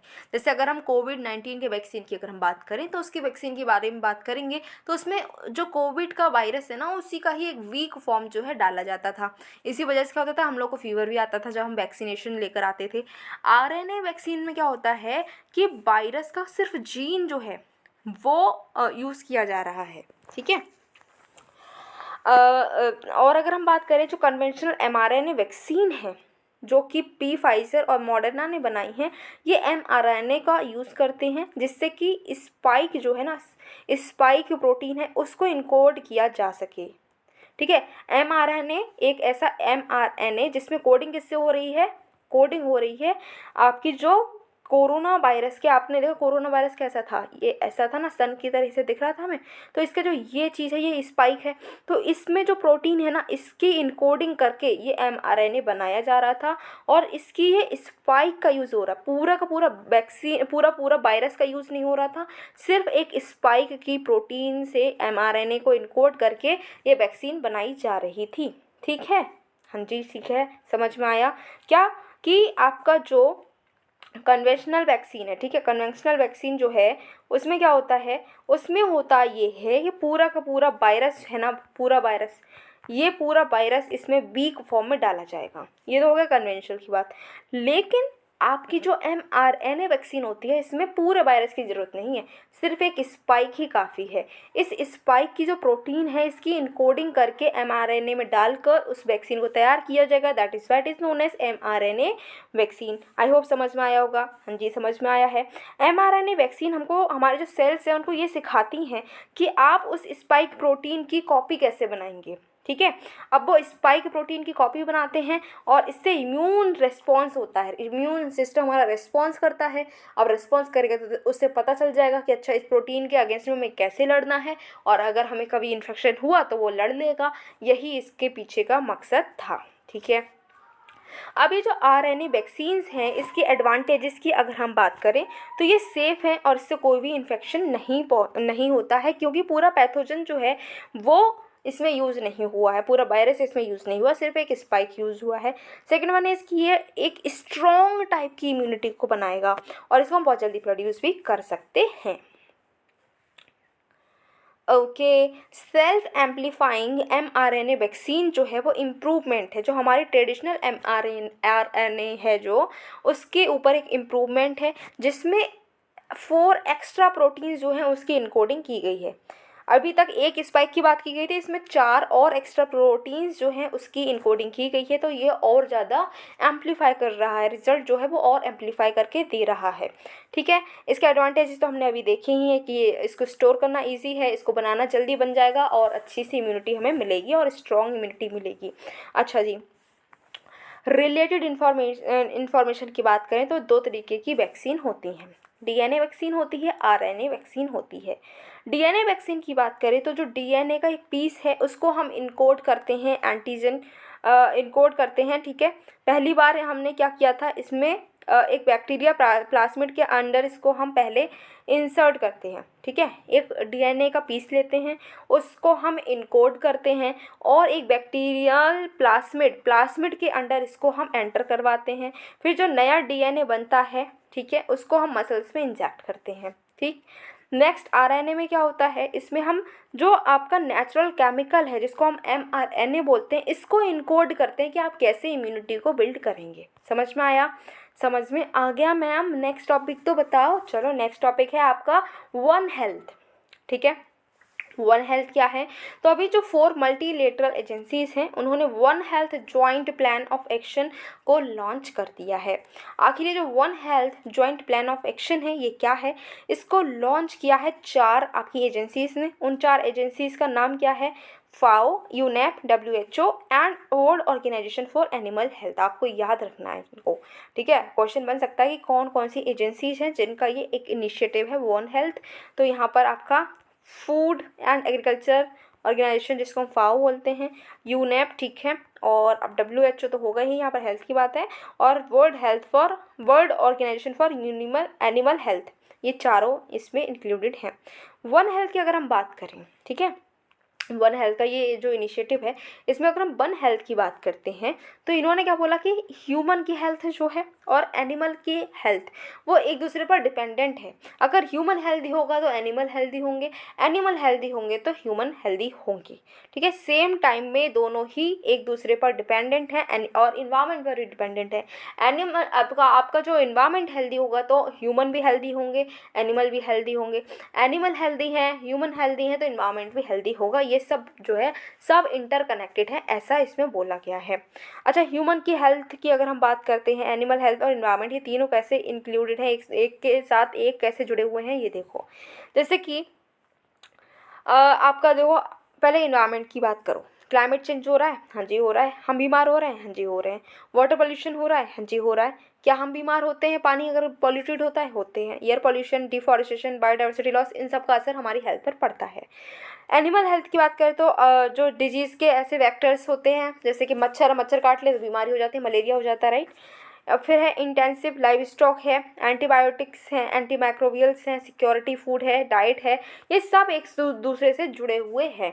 ठीक है, अब आप मान लो आपने अंडा खाया, आपने ऐसा अंडा खा लिया जो कि किसी बीमार जो है डक का था। ठीक है, डक का होता है, नहीं, मुर्गी का, राइट। तो जब वो अंडा आपने खाया और वो किसी बीमार मुर्गी का है तो आप भी तो बीमार हो सकते हैं ना उससे। तो ऐसे आपने फ़िश खाई और वो फ़िश ऐसी है जिसको ऑलरेडी कुछ बीमारी लगी हुई है, आप खाएंगे तो आप भी बीमार हो ही जाएंगे, राइट। तो एनिमल की हेल्थ और जो आपकी इंसान की हेल्थ है वो जुड़ी हुई है। अब ये जो वन हेल्थ है इसकी एम की बात करें तो ये जो हेल्थ चैलेंजेस हैं ग्लोबल लेवल पर, रीजनल लेवल पर, कंट्री के लेवल पर, इसको कम करने की बात कर रहे हैं। एक ऐसा फ्रेमवर्क बनाएंगे, एक ऐसा सिस्टम बनाएंगे जिससे कि हम हेल्थ थ्रेट्स को कलेक्टिवली जो है डील करेंगे। अगर हम ह्यूमन की हेल्थ बचाना चाह रहे हैं तो एनिमल की हेल्थ को भी बचाएंगे, इन्वायरमेंट को भी अच्छा करेंगे। एनिमल की हेल्थ को बचाना चाह रहे हैं तो ह्यूमन की हेल्थ को भी अच्छा करेंगे। इसको 2022 से 2026 तक इम्प्लीमेंट करने की बात की जा रही है। अच्छा, अब इसको इम्प्लीमेंट करने के लिए इंडिया में कौन कौन से स्टेप्स लिए गए हैं? तो वन हेल्थ सपोर्ट यूनिट है उसको क्रिएट किया गया है, जो कि क्या है, department of animal husbandry and dairying ने डेवलप की है। इन्होंने कहा कि एक नेशनल वन हेल्थ फ्रेमवर्क को बनाओ। इस फ्रेमवर्क का एम होगा कि हम नेशनल और स्टेट लेवल के रिसोर्स एलोकेशन को और इम्प्रूव करेंगे और पॉलिसी बनाएंगे कि कैसे हम जूनोटिक डिजीज़ के साथ में डील करेंगे। इसके अंडर एक पायलट प्रोजेक्ट को भी इम्प्लीमेंट किया जाएगा, जैसे उत्तराखंड और कर्नाटका में इम्प्लीमेंट करने की बात की गई है। National mission on biodiversity and human wellbeing जो है इसको लॉन्च किया है प्राइम मिनिस्टर के science and technology and innovation advisory council ने। वन हेल्थ प्रोजेक्ट भी चलाया जा रहा है डिपार्टमेंट ऑफ बायोटेक्नोलॉजी के द्वारा, जो कि कैरी आउट करेंगे सर्विलांसेस को, ठीक है, जूनोटिक और आपके जो ट्रांस बाउंड्री पैथोजेंस हैं इंडिया में जो पाए जा रहे हैं उनके लिए सर्विलांस की जाएगी। दूसरे ग्लोबल इनिशिएटिव्स की अगर हम बात करते हैं तो प्लानिस वर्क रिजोल्यूशन, ये भी आपको याद रखना है किससे रिलेटेड है। तो जो डोनर्स हैं और गवर्नमेंटल अथॉरिटीज़ हैं ये देखेंगे कि potential wild life health impact कैसे पड़ते हैं, उन पर क्या क्या इम्पैक्ट पड़ता है अगर हम कोई डेवलपमेंटल प्रोजेक्ट चलाते हैं तो। वन वर्ल्ड वन हेल्थ जो है इसको वाइल्ड लाइफ कंजर्वेशन सोसाइटी ने इंट्रोड्यूस किया था 2007 में, जिसमें इन्होंने 12 रिकमेंडेशंस दी थी कि कैसे हम एपिडेमिक डिजीज़ को रोक सकते हैं। फिर national framework for one health 2021, ये किसने किया है, फाउन का ये जो है फ्रेमवर्क है, जिसमें बताया जा रहा है जो सिस्टमैटिक बैरियर हैं उनको हम कैसे ओवरकम करेंगे वन हेल्थ अप्रोच को इम्प्लीमेंट करने के लिए। Talking about our next topic that tells about first ever fungal priority pathogens list. मतलब क्या भाई, ये न्यूज़ में क्यों है? तो दुनिया में पहली बार ये ऐसा हुआ है कि WHO ने फर्स्ट अपनी जो है फंगल प्रायोरिटी पैथोजेंस की लिस्ट निकाली। इन्होंने कैसे लिस्ट निकाली है कि ऐसे कुछ आपके पैथोजेंस हैं जो कि बीमारियां करते हैं, तो उनकी लिस्ट जो है निकाली गई है। फंगल पैथोजेंस आखिर होते क्या हैं?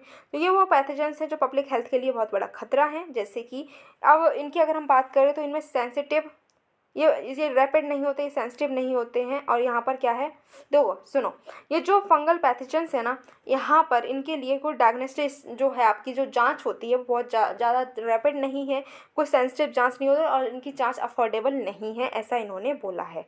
अब पैथोजेंस कितने तरीके के होते हैं? तो सेलुलर होते हैं, ठीक है, और ए सेलुलर होते हैं। सेलुलर मीन्स वो लिविंग है और ए सेलुलर जो कि नॉन लिविंग है, ठीक है। तो आपको याद रखना है कि ए सेलुलर सिर्फ एक ऐसा है, मतलब वायरस ऐसा आपका पैथोजन है जो कि नॉन लिविंग होता है, बट जब वो बॉडी में एंटर कर जाता है तब वो लिविंग हो जाता है, उससे पहले तक वो नॉन लिविंग होता है। सेलुलर में पैरासाइट्स आते हैं, ठीक है, जैसे टेपवॉर्म हो गया, फिर प्रोटोजोआ जो मलेरिया करता है, प्लाज्मोडिया हो गया, फंजाई, ठीक है, जो आपका टीनिया है ये एथलीट्स फूड के लिए रेस्पॉन्सिबल है। प्रोकैरियोट की बात करें तो बैक्टीरिया जो लेप्रोसी को भी कर सकता है, ठीक है।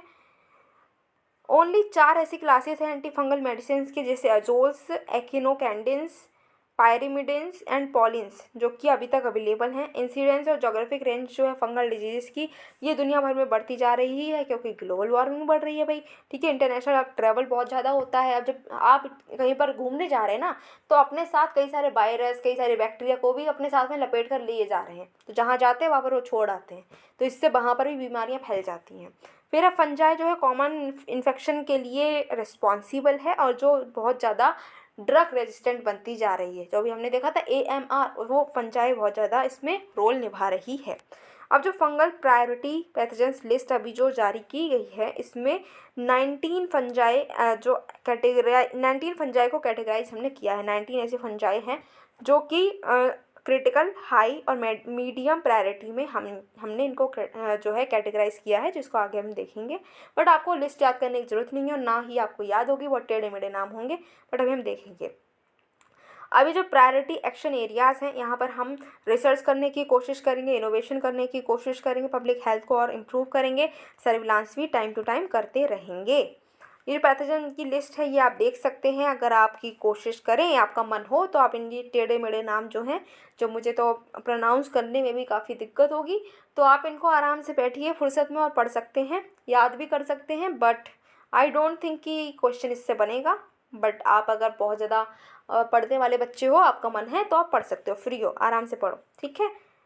हम पढ़ते हैं नेक्स्ट टॉपिक को, दैट इज़ फूड सेफ्टी। अच्छा जी, तो अगर हम न्यूज़ में देखें कि भाई ये फूड सेफ्टी न्यूज़ में क्यों है, क्योंकि जो फंसे हैं इन्होंने स्टेट फूड सेफ्टी इंडेक्स 2021 से 22 का रिलीज़ किया है, ठीक है। इसको हर साल रिलीज़ किया जाता है, 2018 से 19 में हमने इसको क्या किया था, अडॉप्ट किया था, तब से ये रिलीज़ हो रहा है हर साल। कौन कौन से पैरामीटर्स देखे जाते हैं, तो हम पैरामीटर्स की अगर हम बात करें तो कंज्यूमर कितना ज़्यादा एम्पावर हुआ है इससे, ट्रेनिंग और बिल्डिंग कैपेसिटी बिल्डिंग कितनी हुई है, और इसमें फूड को हम टेस्ट करने के लिए कितनी लैब्स अवेलेबल हैं, कितनी हम जांच पड़ताल कर रहे हैं, ये भी यहाँ पर देखा जाता है। ह्यूमन रिसोर्सेज कितने अवेलेबल हैं और कंप्लाइंस इसका कितना हो रहा है, ये सब यहाँ पर देखा जाता है।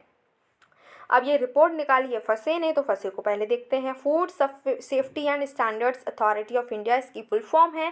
ये जो है ministry of health and family welfare के अंडर इस्टेब्लिश्ड है। तो कहीं आप जो है मन में आप ये सोच के मत बैठ जाना कि इसमें तो फूड आ रहा है तो ये हमारी एग्रीकल्चर वाली मिनिस्ट्री के अंडर आ जाएगी, नहीं, उसके अंडर ये नहीं है। ये है ministry of health and family welfare के अंडर, जो कि साइंस बेस्ड स्टैंडर्ड्स को फिक्स करती है कुछ फूड आइटम्स के लिए, जो आपके जिससे ये इंश्योर कर सके कि हाँ हमारे जो ह्यूमंस हैं उनको ये फूड खाना सेफ़ है, ठीक है। हेडक्वार्टर इसका न्यू दिल्ली में है, इंडिया में ही हमारी ये बॉडी है।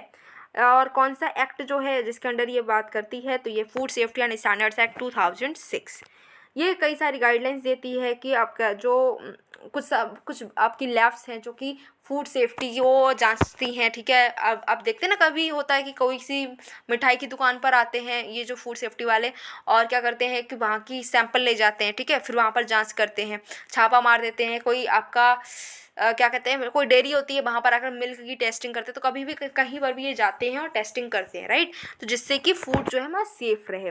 फिर है साइंटिफिक एडवाइस देते हैं, टेक्निकल सपोर्ट देते हैं हमारी सरकार को, डेटा को कलेक्ट करते हैं फूड कंजम्पशन के लिए, और स्टैंडर्ड्स को सेट करते हैं जिसको फॉलो करना पड़ता है कि फूड सेफ मिले हमें।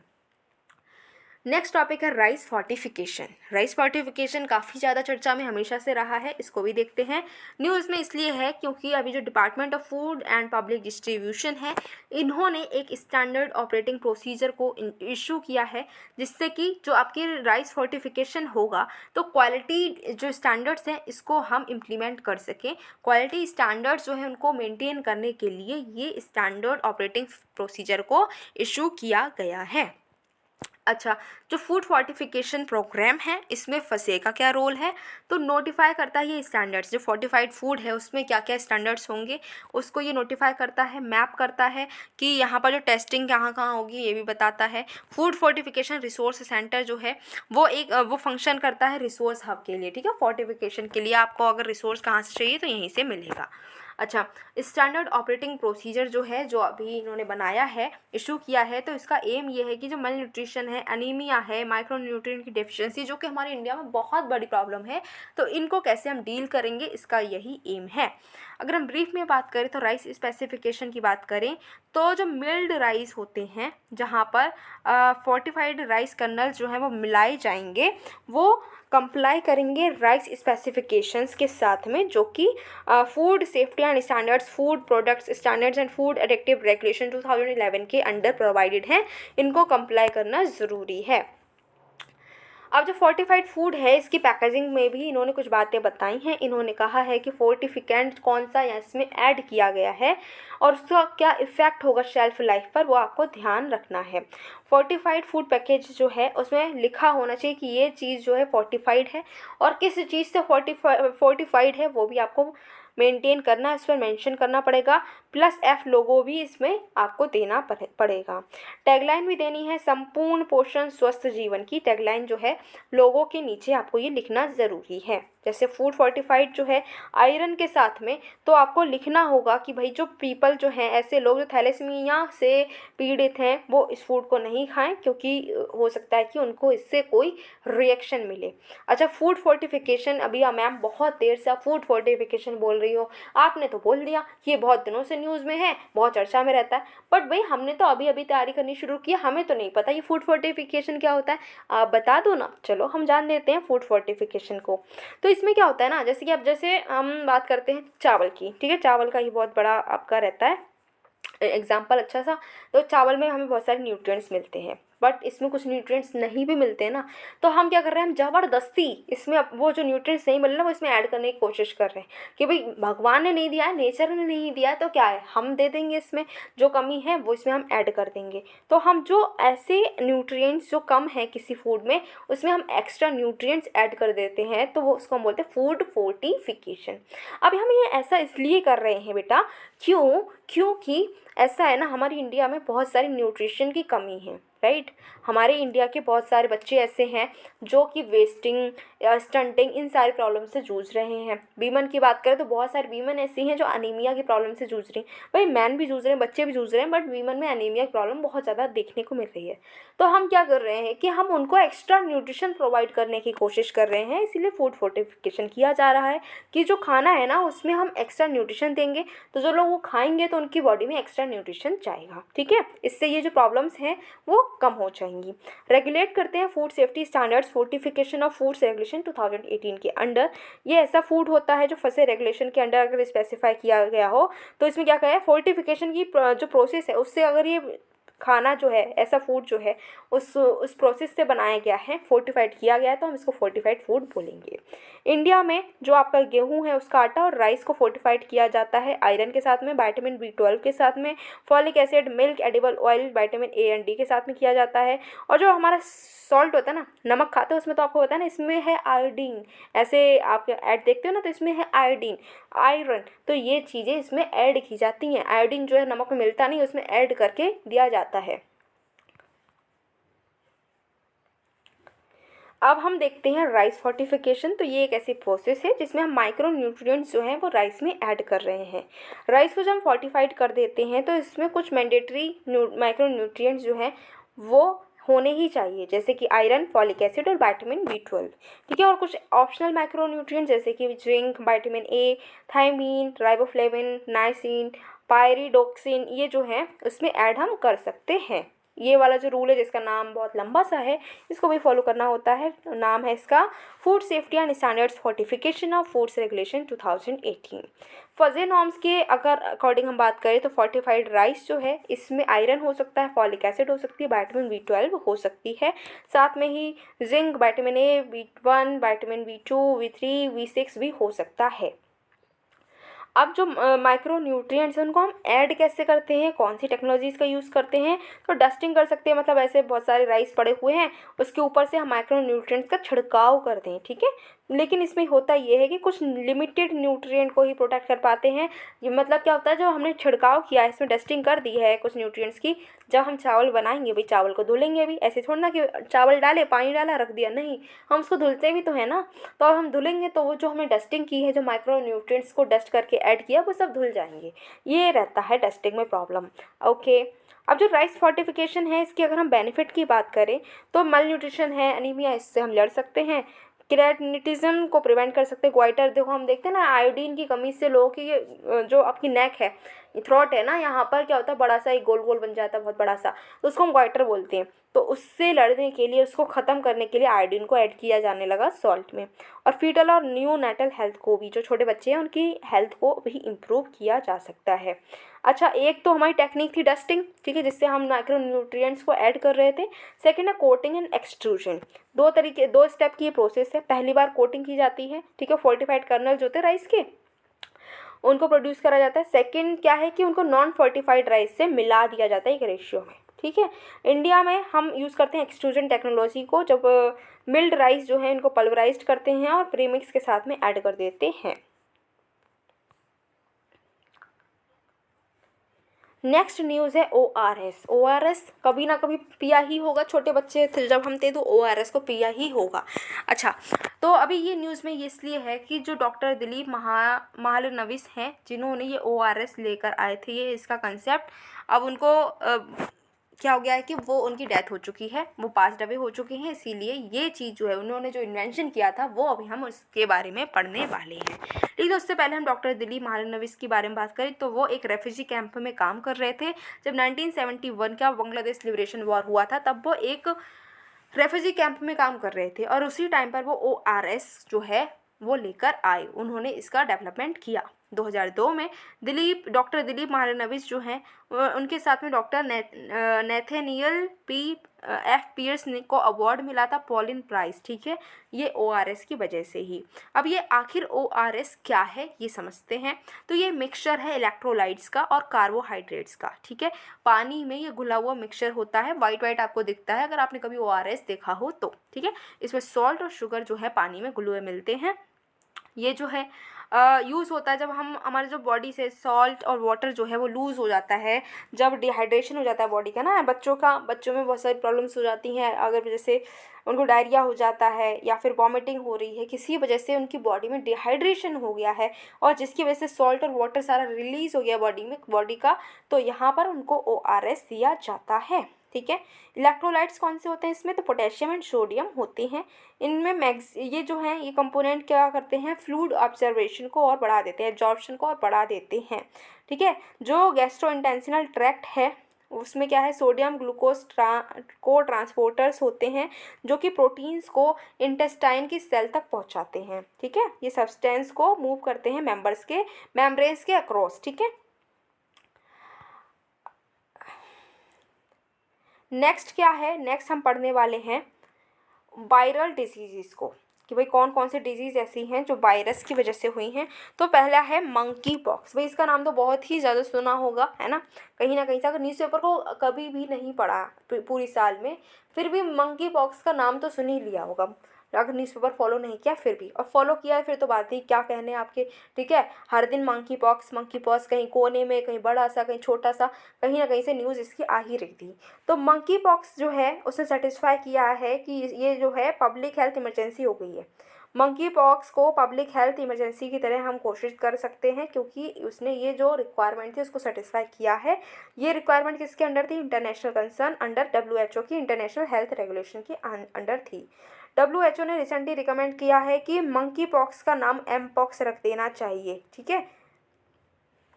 मंकी पॉक्स है क्या, तो मंकी पॉक्स जूनोटिक डिजीज़ है, एक वायरस से होती है जो कि ऑर्थोपॉक्स वायरस जीनस से बिलोंग करता है। ऑर्थोपॉक्स वायरस जीनस जो है इसमें बैरियोला वायरस भी आता है। बैरियोला वायरस से स्मॉल पॉक्स होता है, ठीक है। बेसिनिया वायरस जो है वो स्मॉल पॉक्स वैक्सीन के लिए यूज़ होता है। बेसिनिया वायरस जो है स्मॉल पॉक्स की वैक्सीन में यूज़ हुआ, ठीक है। और तीसरा होता है काउपॉक्स वायरस, पहली बार डिस्कवर 1958 में हुआ था ये मंकी पॉक्स, ठीक है। और ये ट्रॉपिकल रेन फॉरेस्ट जो है सेंट्रल वेस्ट अफ्रीका वहाँ पर ज़्यादातर देखने को मिला था। एनिमल से ह्यूमन ट्रांसमिशन हो सकता है अगर हम ब्लड, बॉडीली फ्लूइड या फिर जो कोई भी आपका एनिमल का फ्लूइड है उसके बॉडी के फ्लूइड से अगर हम डायरेक्ट कॉन्ट्रैक्ट में रहेंगे तो ये हमें ट्रांसमिट हो सकता है। IHR की बात करें तो कोई भी आउटब्रेक जो है वो कब एक पब्लिक हेल्थ इमरजेंसी बन जाएगा, जब ये अनयूजुअल हो, अनएक्सपेक्टेड हो और ये इंटरनेशनल लेवल पर फैल सकता है, ठीक है। इमीडिएट इंटरनेशनल रिस्पांस की ज़रूरत होती है, तो इसको हम बोलते हैं कि ये पब्लिक हेल्थ इमरजेंसी है। बट अगर ये इंटरनेशनल लेवल पर फैल गया तो इसको हम पैंडेमिक बोल देते हैं। और ये बाइंडिंग है, आपको याद रखना है, ठीक है। ये क्या है, लीगली बाइंडिंग एग्रीमेंट है। नेक्स्ट है ह्यूमन पैपिलोमा वायरस। तो सर्वावैक जो है कंट्री की पहली ऐसी ह्यूमन पैपिलोमा वायरस वैक्सीन है जो कि अप्रूव की गई है मार्केट में, इसको अब बेचा जा सकता है, इसको सीरम इंस्टीट्यूट ऑफ इंडिया ने बनाई है।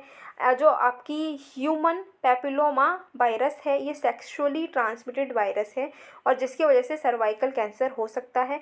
सर्वाइकल कैंसर दुनिया भर का मोस्ट कॉमन कैंसर है जो वीमन में मिलता है इंडिया में, ठीक है, इंडिया की बात की जा रही है यहाँ पर, और इसको हम प्रिवेंट कर सकते हैं।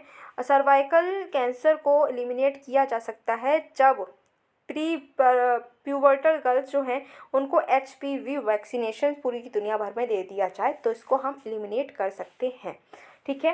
नेक्स्ट है एप्स्टीन बार वायरस। ये क्या है? तो अभी नई नई स्टडी हुई, उसमें कहा है कि जो एप्स्टीन बार वायरस है जिसकी वजह से कैंसर हो जाता है, जो न्यूरोनल सेल्स को इन्फेक्ट करता है, इसकी वजह से सेंट्रल नर्वस सिस्टम में और ब्रेन में क्या होता है, कैंसर हो जाता है। तो इसको क्या कर सकते हैं, इसके लिए एक स्टडी की गई है। इसको क्या कहा है, इसकी स्टडी की गई है IIT इंदौर ने। ठीक है। यहाँ पर एक fund for improvement of SNT infrastructure scheme चल रही थी, उसके अंडर इन्होंने ये स्टडी की है, जिसमें इन्होंने बताया कि ये जो cancer causing Epstein Barr virus है ये न्यूरोनल सेल्स को इन्फेक्ट करेगा और उसकी वजह से सेंट्रल नर्वस सिस्टम की बीमारियां हो सकती हैं और ब्रेन कैंसर भी हो सकता है। ये जो वायरस है ये ह्यूमन पॉपुलेशन में वाइडली प्रेजेंट होता है। वैसे तो ये हार्मलेस होता है, लेकिन ये रीएक्टिवेट हो जाए बॉडी में तब ये क्या कर सकता है, ये प्रॉब्लम्स जो हैं कर सकता है। नेक्स्ट है ज़ॉम्बी वायरस। ज़ॉम्बी वायरस वो वायरस होते हैं जो कि परमाफ्रॉस्ट जो है हमारा, उसके पिघलने से वायरस ये निकल कर आते हैं। ठीक है। ग्लोबल टेम्परेचर हो रहा है, बढ़ रहा है। अभी ग्लोबल टेम्परेचर बढ़ने की वजह से हमारा जो बर्फ़ है, ग्लेशियर, वो पिघल रहे हैं और वो जब पिघलेंगे तो नीचे से ये वायरस निकल के आ रहे हैं, इनको हम ज़ॉम्बी वायरस बोल रहे हैं। ये बहुत ही एंशियंट वायरसेस हैं। ठीक है। ओल्डेस्ट वायरस है वो 48,500 ईयर्स ओल्ड है, जिसको हम पंडोरा वायरस एडोमा बोल रहे हैं। इसको डिस्कवर किया गया है लेक यूकेशी अलास, जो याकुशिया रशिया में है। ठीक है। वहाँ की जो लेक है उसके बॉटम से इसको पंडोरा वायरस को डिस्कवर किया गया। ये बहुत ही ज़्यादा इन्फेक्शियस हैं और ये हेल्थ डेंजर को भी पोज करते हैं। ठीक है। नेक्स्ट है मारबर्ग वायरस डिजीज़। घाना में जो पहला केस इसका हो चुका है। ये हाईली इन्फेक्शियस वायरस है। ये वायरल हेमरिक फीवर है। ठीक है। दिमाग में इस फीवर होता है, इससे 88% तक जो लोग हैं वो इससे उनकी डेथ ही होती है अगर ये हो जाता है उनको। तो ये इबोला वायरस की फैमिली से ही बिलोंग करता है। फ्रूट बैट्स जो हैं वो इसके की कैरियर्स हैं। ये फ्रूट बैट्स जो हैं उनसे ही लोगों में फैलता है और लोग जो हैं आपस में भी एक दूसरे के उनका ट्रांसमिशन हो सकता है ह्यूमन टू ह्यूमन। खतरे की बात यह है कि यहाँ पर कोई भी वैक्सीन इसकी अवेलेबल नहीं है। नेक्स्ट है अफ्रीकन स्वाइन फीवर। अभी क्या हुआ, इसके केसेस जो हैं बिहार में देखने को मिले थे। ये बहुत ही ज़्यादा कंटेजियस है और डेडली वायरल डिजीज़ है जो कि पिग्स को और वाइल्ड वोर जो है उनको ये क्या करता है, अफेक्ट करता है। 100% इसकी फर्टिलिटी रेट है, मतलब अगर किसी को ये किसी भी आपके जो पिग है या फिर वोर है उसको ये होता है तो वो बेचारे मर ही जाते हैं। लेकिन ये थ्रेट नहीं है ह्यूमन हेल्थ के लिए और ट्रांसमिट नहीं होता है पिग से ह्यूमन में। लेकिन याद ये रखना है आपको कि कोई भी वैक्सीन अवेलेबल नहीं है इसकी। ठीक है। नेक्स्ट अगर हम बात करें, नेक्स्ट बात करते हैं तो है हमारा न्यूज़ में टोमेटो फ्लू है। टोमेटो फ्लू मैम, क्या टमाटर को भी फ्लू हो गया? कैसा ये फ्लू है बताओ तो ज़रा। तो टोमेटो फ्लू क्या है? ये टोमेटो फ्लू हमें केरल, तमिलनाडु, हरियाणा, उड़ीसा में देखने को मिला है। यहाँ पर फीवर होता है इसमें। ठीक है। फीवर होता है, जॉइंट पेन होते हैं और टोमेटो जैसे रैशेस हो जाते हैं, इसीलिए हमने इसको टोमेटो फ्लू कहा है। भाई टमाटर को फ्लू नहीं होता है, आपको याद रखना है। ठीक है। जो बच्चे आपके 5 साल से छोटे हैं या फिर ऐसे अडल्ट जिनकी इम्यूनिटी बहुत वीक है तो उनमें ये देखने को मिला है। एक वायरस है जिसकी वजह से ये होता है। ठीक है। ये वायरस जो है उसके सिम्टम्स तो कोविड-19 जैसे ही हैं, बट वो कोविड-19 से रिलेटेड नहीं है। याद ये रखना भाई, इसका भी कोई वैक्सीन नहीं है। तो काफ़ी टेंशन है भाई, किसी वैक्सीन ही नहीं मिल रही है, क्या हो रहा है ये। अच्छा। नेक्स्ट है लंपी स्किन डिजीज़। बहुत ही न्यूज़ में रही थी। तो अभी क्या हुआ है कि चलो अच्छी बात है। क्यों अच्छी बात है? इसकी वैक्सीन बन गई है। लंपी प्रोवैक्इंड जो है ये वैक्सीन इसकी बन चुकी है। तो कोई तो है जिसकी वैक्सीन बन गई। हाँ जी, इसकी वैक्सीन जिसने बनाई है तो Indian council of agricultural research ने इसकी वैक्सीन बनाई है। होमोलोगस लाइव एटेन्यूएंट वैक्सीन है जो कि आपके कैटल को प्रोटेक्ट करने के लिए ही बनाई गई है। ये जो आके लंपी स्किन डिजीज़ है ना, ये वेक्टर बॉर्न पॉक्स डिजीज़ है। कैपरी पॉक्स वायरस की वजह से ये होती है। लाइव स्टॉक में होते हैं, मतलब आपके जो गाय भैंस हैं इन सब में ज़्यादा देखने को मिली है। ये कैटल और वाटर बफेलो को अफेक्ट करती है बहुत ज़्यादा। ये मोस्ट अफ्रीकन कंट्रीज़ में ज़्यादातर मिलती थी, लेकिन अब हमें हर जगह देखने को मिल रही है। इंडिया में भी तो इसके केसेस देखने को मिले हैं। उड़ीसा में 2019 में ही इसकी फर्स्ट टाइम इसकी डिजीज़ जो है देखने को मिली थी कि हाँ ये केस हुआ है। ये डिजीज़ जूनोटिक नहीं है, मतलब एनिमल्स से ह्यूमन में नहीं फैलती है। नेक्स्ट बात करें तो वाइट स्पॉट सिंड्रोम वायरस जो है ये न्यूज़ में है, क्योंकि जो साइंटिस्ट हैं अगरकर रिसर्च इंस्टीट्यूट के, इन्होंने डेवलप कर लिया है और ये पेटेंट भी करा लिया है एक डायग्नोस्टिक टूल जो कि डिटेक्ट कर सकता है वाइट स्पॉट सिंड्रोम वायरस को। ठीक है, ये DNA based highly contagious viral infection है क्रूस्टेशियन का। ठीक है, जो कि हाई लेवल ऑफ मोर्टेलिटी को रखता है, और हमारे जो श्रिम्प है ना, जो हम मछली वगैरह होती हैं जो, उनको ये मार सकता है, वो ख़त्म हो सके, वो मर जाती हैं अगर उनको ये हो जाता है, ये वायरस अटैक कर देता है उनको तो। ठीक है, ये वायरस सिर्फ क्रस्टेशियंस को ही अफेक्ट करता है, इन्फेक्ट करता है। ठीक है, जैसे कि प्रॉन्स, लॉबस्टर, क्रैब जो होते हैं ये खाने में यूज़ होते हैं, तो इनको ये अफेक्ट करता है, इनमें इन्फेक्शन हो जाता है और ये मर जाते हैं। ठीक है, किसी भी ऐसी नॉन वायरस की फैमिली से ये जाना पहचाना लग नहीं रहा है, अभी तक इसकी कोई भी ट्रीटमेंट अवेलेबल नहीं है। देख रहे हो, इतनी सारी बीमारियां दिखने को मिल रही हैं और ट्रीटमेंट अवेलेबल है नहीं। ये हाल है हमारे हेल्थ सेक्टर का। पोर्सिन वायरस की बात करें तो पोर्सिन वायरस जो है ये माना जा रहा है कि पॉसिबल रीज़न है। जो फर्स्ट पेशेंट है जिसमें क्या हुआ था, अभी हमने पढ़ा था कि पिग का हार्ट जो है एक ह्यूमन हार्ट ह्यूमन की बॉडी में ट्रांसप्लांट किया गया था, तो उसकी डेथ हो चुकी है। ठीक है, तो अब बोला जा रहा है कि पोर्सिन वायरस की वजह से ही उसकी डेथ हुई है। पोर्सिन वायरस एक हर्ब्स वायरस है जो कि टिश्यूज़ में मिलता है बॉडी के। ठीक है, और नोज़ जो है न्यू बॉर्न पिगलेट्स हैं उनकी नोज़ में भी मिलता है, जिसकी वजह से इन्फ्लेमेशन हो जाता है, सूजन आ जाती है। कॉमन है पिग्स में। ठीक है, पूरी दुनिया भर के पिग्स में ये मिलता है, और ये सिर्फ और सिर्फ ह्यूमंस को इन्फेक्ट करता है। कौन सा?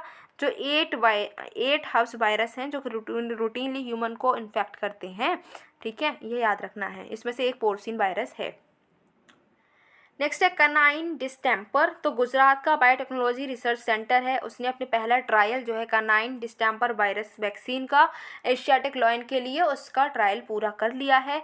कैनाइन डिस्टेम्पर जो है ये कैसे होता है, तो पैरामाइक्सो वायरस की वजह से होता है, और ये स्प्रेड होता है बॉडी के फ्लूइड्स से, जैसे कि यूरिन से, ब्लड से, सलाइवा से, इससे जो है ये फैल सकता है। ये वायरस अटैक करता है रेस्पिरेटरी, गैस्ट्रोइंटेस्टिनल, नर्वस सिस्टम जो है पपी या फिर डॉग, इन सिस्टम्स को ये अटैक करता है, और लॉयंस, टाइगर, लेपर्ड में भी ये ट्रांसमिट हो सकता है। इसकी भी कोई क्योर अवेलेबल नहीं है। अच्छा, नेक्स्ट अगर हम बात करते हैं तो हम बात करेंगे एक्यूट एंसीफेलिटिस सिंड्रोम की। एक्यूट एंसीफेलिटिस सिंड्रोम जो है इसमें क्या है कि एक्यूट ऑनसेट फीवर, एक बार फीवर आता है, मेंटल स्टेटस जो वो बदल जाता है। ठीक है, और लोगों को सीजर पड़ने लगते हैं, वो दौरा पड़ता है ना, वो होने लगता है लोगों को किसी भी स्टेज में, किसी भी एज में, किसी भी टाइम में, साल के किसी भी टाइम में इनको ये प्रॉब्लम हो सकती है। इसको हम बोलते हैं AES। ये बहुत कॉमन है। किसके बीच में मिलता है हमें? चिल्ड्रन और यंग अडल्ट जो हैं उनमें ये मिलता है, और उनकी डेथ भी हो सकती है इससे। कौन कौन से वायरस है जो इसमें काम करते हैं? तो यहाँ पर वैसे तो वायरस है उसकी वजह से ये होता है, बट बैक्टीरिया, फंगस, पैरासाइट और केमिकल्स, टॉक्सिन, इन सब की वजह से भी ये बीमारी हो सकती है। लोग जो हैं उनको दौरा पड़ सकता है, उनकी मेंटल स्टेटस चेंज हो सकता है, और फीवर भी हो सकता है कि बहुत सारा आता रहे बहुत टाइम तक। नेक्स्ट है एवियन इन्फ्लुएंजा, जिसको हम बर्ड फ्लू बोल रहे हैं। तो ये क्या हुआ है कि सेंटर ने हाई लेवल टीम जो है उसको डिप्लॉय किया है केरल में, कि देखे कि भाई केरल में जो एवियन इन्फ्लुएंजा बहुत ज़्यादा फैल गया है, तो क्यों फैला है। एवियन इन्फ्लुएंजा एक वायरल डिजीज़ है, कंटेजियस है, और एक वर्ड से बहुत सारी वर्ड्स में फैल सकता है, इवन एनिमल्स में भी ये फैल सकता है। इसकी वजह से इसको ये होता कैसे है, तो इन्फ्लुएंजा टाइप A वायरस से ये होता है। पोल्ट्री वर्ड्स जो हैं जैसे हमारी चिकन है, टर्की है, इनको बहुत ज़्यादा ये अफेक्ट करता है।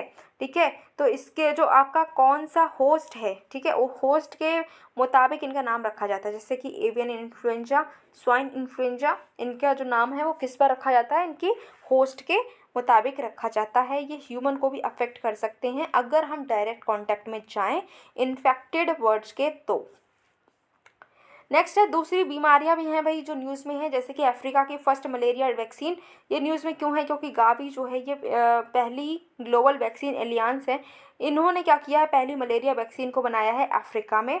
मलेरिया एक पैरासाइट से होती है और ये ह्यूमंस में ट्रांसमिट हो सकती है फीमेल एनोफिल्स मॉस्किटो से। ठीक है, 5 पैरासाइट स्पीसीज हैं जो मलेरिया कर सकते हैं। इनमें से 2 कौन कौन से हैं, फाल्कीपैरम एंड पी बाइवैक्स, ये बहुत ज़्यादा खतरनाक हैं और सबसे ज़्यादा खतरा इन्हीं से होता है।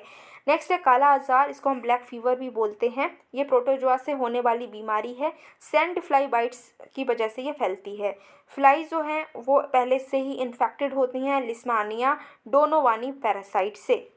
अभी जो डिज़ीज़ है इसमें क्या होता है, ये डिज़ीज़ तब ज़्यादा होती है जब malnutrition हो, पुअर हाउसिंग हो या फिर वीक इम्यून सिस्टम हो। लेकिन डरने की बात नहीं है क्योंकि ये ट्रीटेबल है और क्योरेबल है, सही हो जाओगे, अगर बीमारी हो जाए तो सही हो सकते हैं हम। सेकंड डेडलीस्ट पैरासिटिक डिजीज़ है। ठीक है, मलेरिया के बाद में सेकंड जो सबसे ज़्यादा वायरल डिजीज़ यही है, मतलब वायरल नहीं कहना चाहिए, पैरासाइट से होती है, बट ये डेडलीस्ट है। ठीक है, ये कहाँ पर ज़्यादा मिलती है, तो बिहार, झारखंड, यूपी, वेस्ट बंगाल में ज़्यादातर ये देखने को मिलती है। इसको एलिमिनेट करने के लिए हमने नेशनल काला आजार एलिमिनेशन प्रोग्राम भी चलाया है। इंडिया का जो डेडलाइन थी कि 2015 तक हमें इसको एलिमिनेट करना था, बट भैया एलिमिनेट हम कर नहीं पाए हैं। नेक्स्ट है ट्रैकोमा, ये मलावी जो है पहली ऐसी कंट्री बन गई है जिसने ट्रैकोमा को सदर्न अफ्रीका में ख़त्म कर दिया है। हमने तो इसको पहले ही ये 2017 में ख़त्म कर दिया है, तो हमें तो टेंशन लेने की ज़रूरत है नहीं। WHO के अकॉर्डिंग जो एक्टिव ट्रैकोमा है वो एलिमिनेट हो सकता है अगर एक्टिव इन्फेक्शन चिल्ड्रन जो हैं 10 साल से कम के हैं। ठीक है, उनमें जो अभी जो आपका इन्फेक्शन है वो 5% से हम कम कर दें तो ये एलिमिनेट हो जाएगी। ये क्या है, ट्रैकोमा इन्फेक्शन होता है आईज़ में। ठीक है, आँखों में इन्फेक्शन होता है क्योंकि एक बैक्टीरिया एंटर कर जाती है, उसका नाम है क्लामाइडिया ट्रैकोमैटिस। ठीक है, इसकी वजह से आंखों में इन्फेक्शन हो जाता है, बहुत ज़्यादा ये फैल सकती है, कंटेजियस है और इसकी वजह से अंधे भी हो जाते हैं। इवन हमारी जो पूरी वर्ल्ड है उसमें 1.9 मिलियन लोग जो हैं अंधे हो गए इसी ट्रैकोमा की वजह से। अच्छा, और बीमारी जो न्यूज़ में है वो है डायबिटीज़।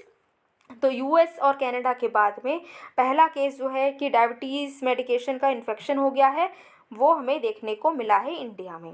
डायबिटीज़ एक क्रोनिक डिसीज़ है जो कि पैनक्रियाज जब हमारा काम नहीं कर पाता है, पैनक्रियाज ठीक से इंसुलिन को प्रोड्यूस नहीं कर पा रहा है। इंसुलिन क्या है, जो ब्लड शुगर को मेंटेन करता है, उसको अगर हमारा पैनक्रिया ठीक से प्रोड्यूस नहीं कर पाता है तब डायबिटीज़ जो है वो हो जाती है। 2 तरीके की है, टाइप 1 एंड टाइप 2।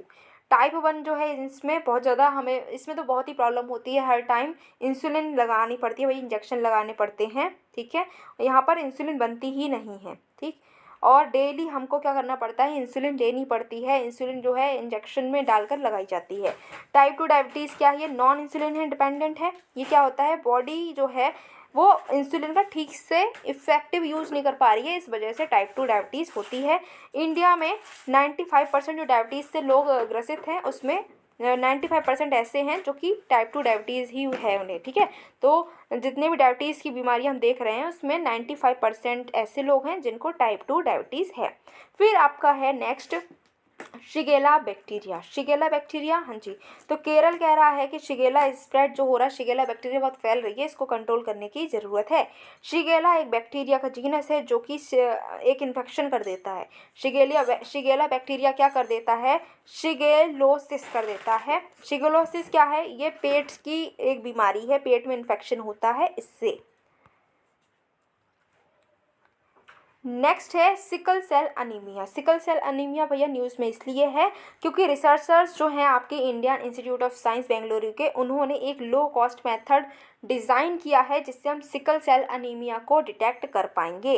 भाई ये अनीमिया क्या है, तो ये जेनेटिक म्यूटेशन की वजह से होती है, जिसमें क्या होता है कि जो आरबीसी हैं, ठीक है, आरबीसी में जो हीमोग्लोबिन है ये एक साथ क्लम्प हो जाता है, जुड़ जाता है। ठीक है, तो हीमोग्लोबिन जो इकट्ठा हो जाता है आरबीसी में, ये जो इसकी वजह से आरबीसी का जो शेप है वो अफेक्ट हो जाता है। ठीक है, वैसे तो ये राउंड होता है लेकिन ये जो है वो चेंज हो जाता है। ठीक है, ये टेढ़ा मेढ़ा इसका शेप हो जाता है। आरबीसी हमारी गोल होती हैं और जिसकी वजह से वो अच्छे से मूव कर पाती हैं, लेकिन ये इसकी वजह से क्या हो जाता है, सिकल सेल अनीमिया की वजह से उसका जो शेप है वो राउंड नहीं रहता है, ये ऐसा हो जाता है। ठीक है, सिकल शेप में हो जाता है। ठीक, और इसकी वजह से वो बहुत ज़्यादा स्टिकी हो जाते हैं, रिजिड हो जाते हैं और वो ब्लड जो है फ्लो नहीं कर पाता ढंग से। अच्छा, और इम्पॉर्टेंट न्यूज़ की बात करें तो पैन प्लस स्ट्रेटजी अभी न्यूज़ में है। अभी हुआ ये है कि जो अफ्रीका है उसने पैन प्लस स्ट्रेटजी को अडॉप्ट किया है, जिससे कि बहुत सारे जो नॉन कम्युनिकेबल डिजीज़ हैं उनको हम टैकल कर सकें, जिसमें सिकल सेल डिजीज़ भी इंक्लूडेड है। ठीक है, जो पैकेज है इनिशियल एनसीडी इंटरवेंशन का, इसको अडॉप्ट किया है डब्ल्यूएचओ ने 2010 में, जिससे कि डिसेंट्रलाइजेशन का सपोर्ट हो सके। प्राइमरी केयर लेवल की पे जो सर्विसेज है उसका हम डिसेंट्रलाइजेशन करने की ज़रूरत कर रहे हैं। पैन प्लस का मतलब है कि ऐसी अप्रोच जिसमें हम बहुत सारी जो आपकी एनसीडी हैं, जो नेग्लेक्टेड कम्युनिकेबल डिजीज़ हैं, इनको हम एड्रेस कर सकेंगे और फर्स्ट लेवल हॉस्पिटल्स में सर्विसेज प्रोवाइड कर सकेंगे। और न्यूज़ है कि एंजियोटेंसिस कन्वर्टिंग एंजाइम टू ACE2, ये न्यूज़ में आ चुका है, क्योंकि अभी एक स्टडी हुई उसमें बताया है कि जो मेम्ब्रेन बाउंड फॉर्म है ACE2 की, वो ज़रूरी है अगर हम इन्फेक्शन जो है SARS-CoV-2 का उसको इनेबल करें। मतलब इन्फेक्शन तब होगा जब ये ACE2 है, इसकी मेम्ब्रेन बाउंड फॉर्म जो है वो होगी, तभी आपका ये इन्फेक्शन होगा, ऐसा पता चला है। ACE2 क्या है? रिसेप्टर है, प्रोटीन है, जो कि एंट्री पॉइंट है। कोरोना वायरस बॉडी में कैसे एंटर करेगा? जब ACE2 होगा तब ही करेगा। ठीक है, इसकी फुल लेंथ फॉर्म भी होती है, शॉर्टर फॉर्म भी होती है। नेक्स्ट है इनकोवैक। भारत बायोटेक की जो इनकोवैक है, ये दुनिया भर की पहली इंट्रानेजल वैक्सीन है। मतलब ये नाक से ये वैक्सीन जो है ली जा रही है, कोविड-19 में इसका यूज़ हुआ है। ये recombinant replication deficient adenovirus vectored vaccine है, जिसमें स्पाइक प्रोटीन को स्टेबलाइज करके बनाया गया है। स्पाइक प्रोटीन हमने अभी थोड़ी देर पहले ही समझी है। अच्छा, बेनिफिट्स की बात करें तो ये एंटीबॉडीज़ को प्रोड्यूस कर सकती है, जो ट्रांसमिशन का रिस्क है उसको भी कम कर सकती है। ठीक है, एडिशनल इम्यून रिस्पॉन्स को भी ये प्रोवाइड करेगी। नेक्स्ट हमारी न्यूज़ है international coordinating group on vaccine provisions. अभी बहुत ज़्यादा कॉलरा की वैक्सीन जो है उसकी शॉर्टेज पड़ चुकी थी, तब एक टेम्प्ररी क्या किया, जो स्टैंडर्ड 2 डोज वैक्सीनेशन रिजीम है उसको हमें जो ICG है उसने टेम्प्ररी सस्पेंड कर दिया है। ठीक है, इन्होंने कहा कि सिंगल डोज दे दो भी, क्योंकि अभी बहुत ज़्यादा शॉर्टेज है कॉलरा की वैक्सीन की, तो सिंगल डोज दो, 2 डोज मत दो। कॉलरा एक एक्यूट डायरियल इन्फेक्शन है, स्मॉल इंटेस्टाइन में होता है, कभी कभी बहुत ज़्यादा डिहाइड्रेशन की वजह से भी ये हो सकता है। अभी जो ICG है इंटरनेशनल कोऑर्डिनेटिंग ग्रुप, ये 1997 में इस्टेब्लिश हुआ था, जो कि मैनेज करता है, कोऑर्डिनेट करता है इमरजेंसी अगर वैक्सीन है वो जिसकी हमें सप्लाई देनी है इमरजेंसी में, तो उसको ये कोऑर्डिनेट करने के लिए बनाया गया है। ये वैक्सीन जो है उसकी सिक्योरिटी को देखता है दुनिया भर में। ठीक है, इसमें बहुत सारे मेंबर्स आते हैं WHO से, यूनिसेफ से, मेडिसिन सैन फ्रंटियर से और international federation of red cross and red crescent society से। इन सारी जगह से, इन सारे ऑर्गेनाइजेशन से मेंबर यहाँ पर आते हैं। इसी के साथ में आप बन चुके हैं पूरी तरीके से डॉक्टर नहीं भैया, ये मत समझना भाई डिग्री मिल गई है तो हम जाकर सीधे हॉस्पिटल में कहेंगे हम डॉक्टर बन गए। नहीं, मतलब ये है कि भैया हमारे प्रीलिम्स के मुताबिक आपको पूरी हेल्थ कंडीशन से रिलेटेड, हेल्थ सेक्टर से रिलेटेड सारी न्यूज़ तैयार हो चुकी हैं और अब आप टेंशन फ्री होकर प्रीलिम्स को दे सकते हैं। अगर आपको सब कुछ अच्छे से समझ में आया है तो क्या करना है, आपको तो पता ही है क्या करना है। अभी वीडियो को लाइक करना है, शेयर करना है, चैनल को फटाफट से सब्सक्राइब कर लो अगर नहीं किया है तो, जिससे कि आने वाली वीडियो का नोटिफिकेशन तुरंत मिले, तुरंत आप उसको देखकर खुद को और अपडेट कर पाएँ।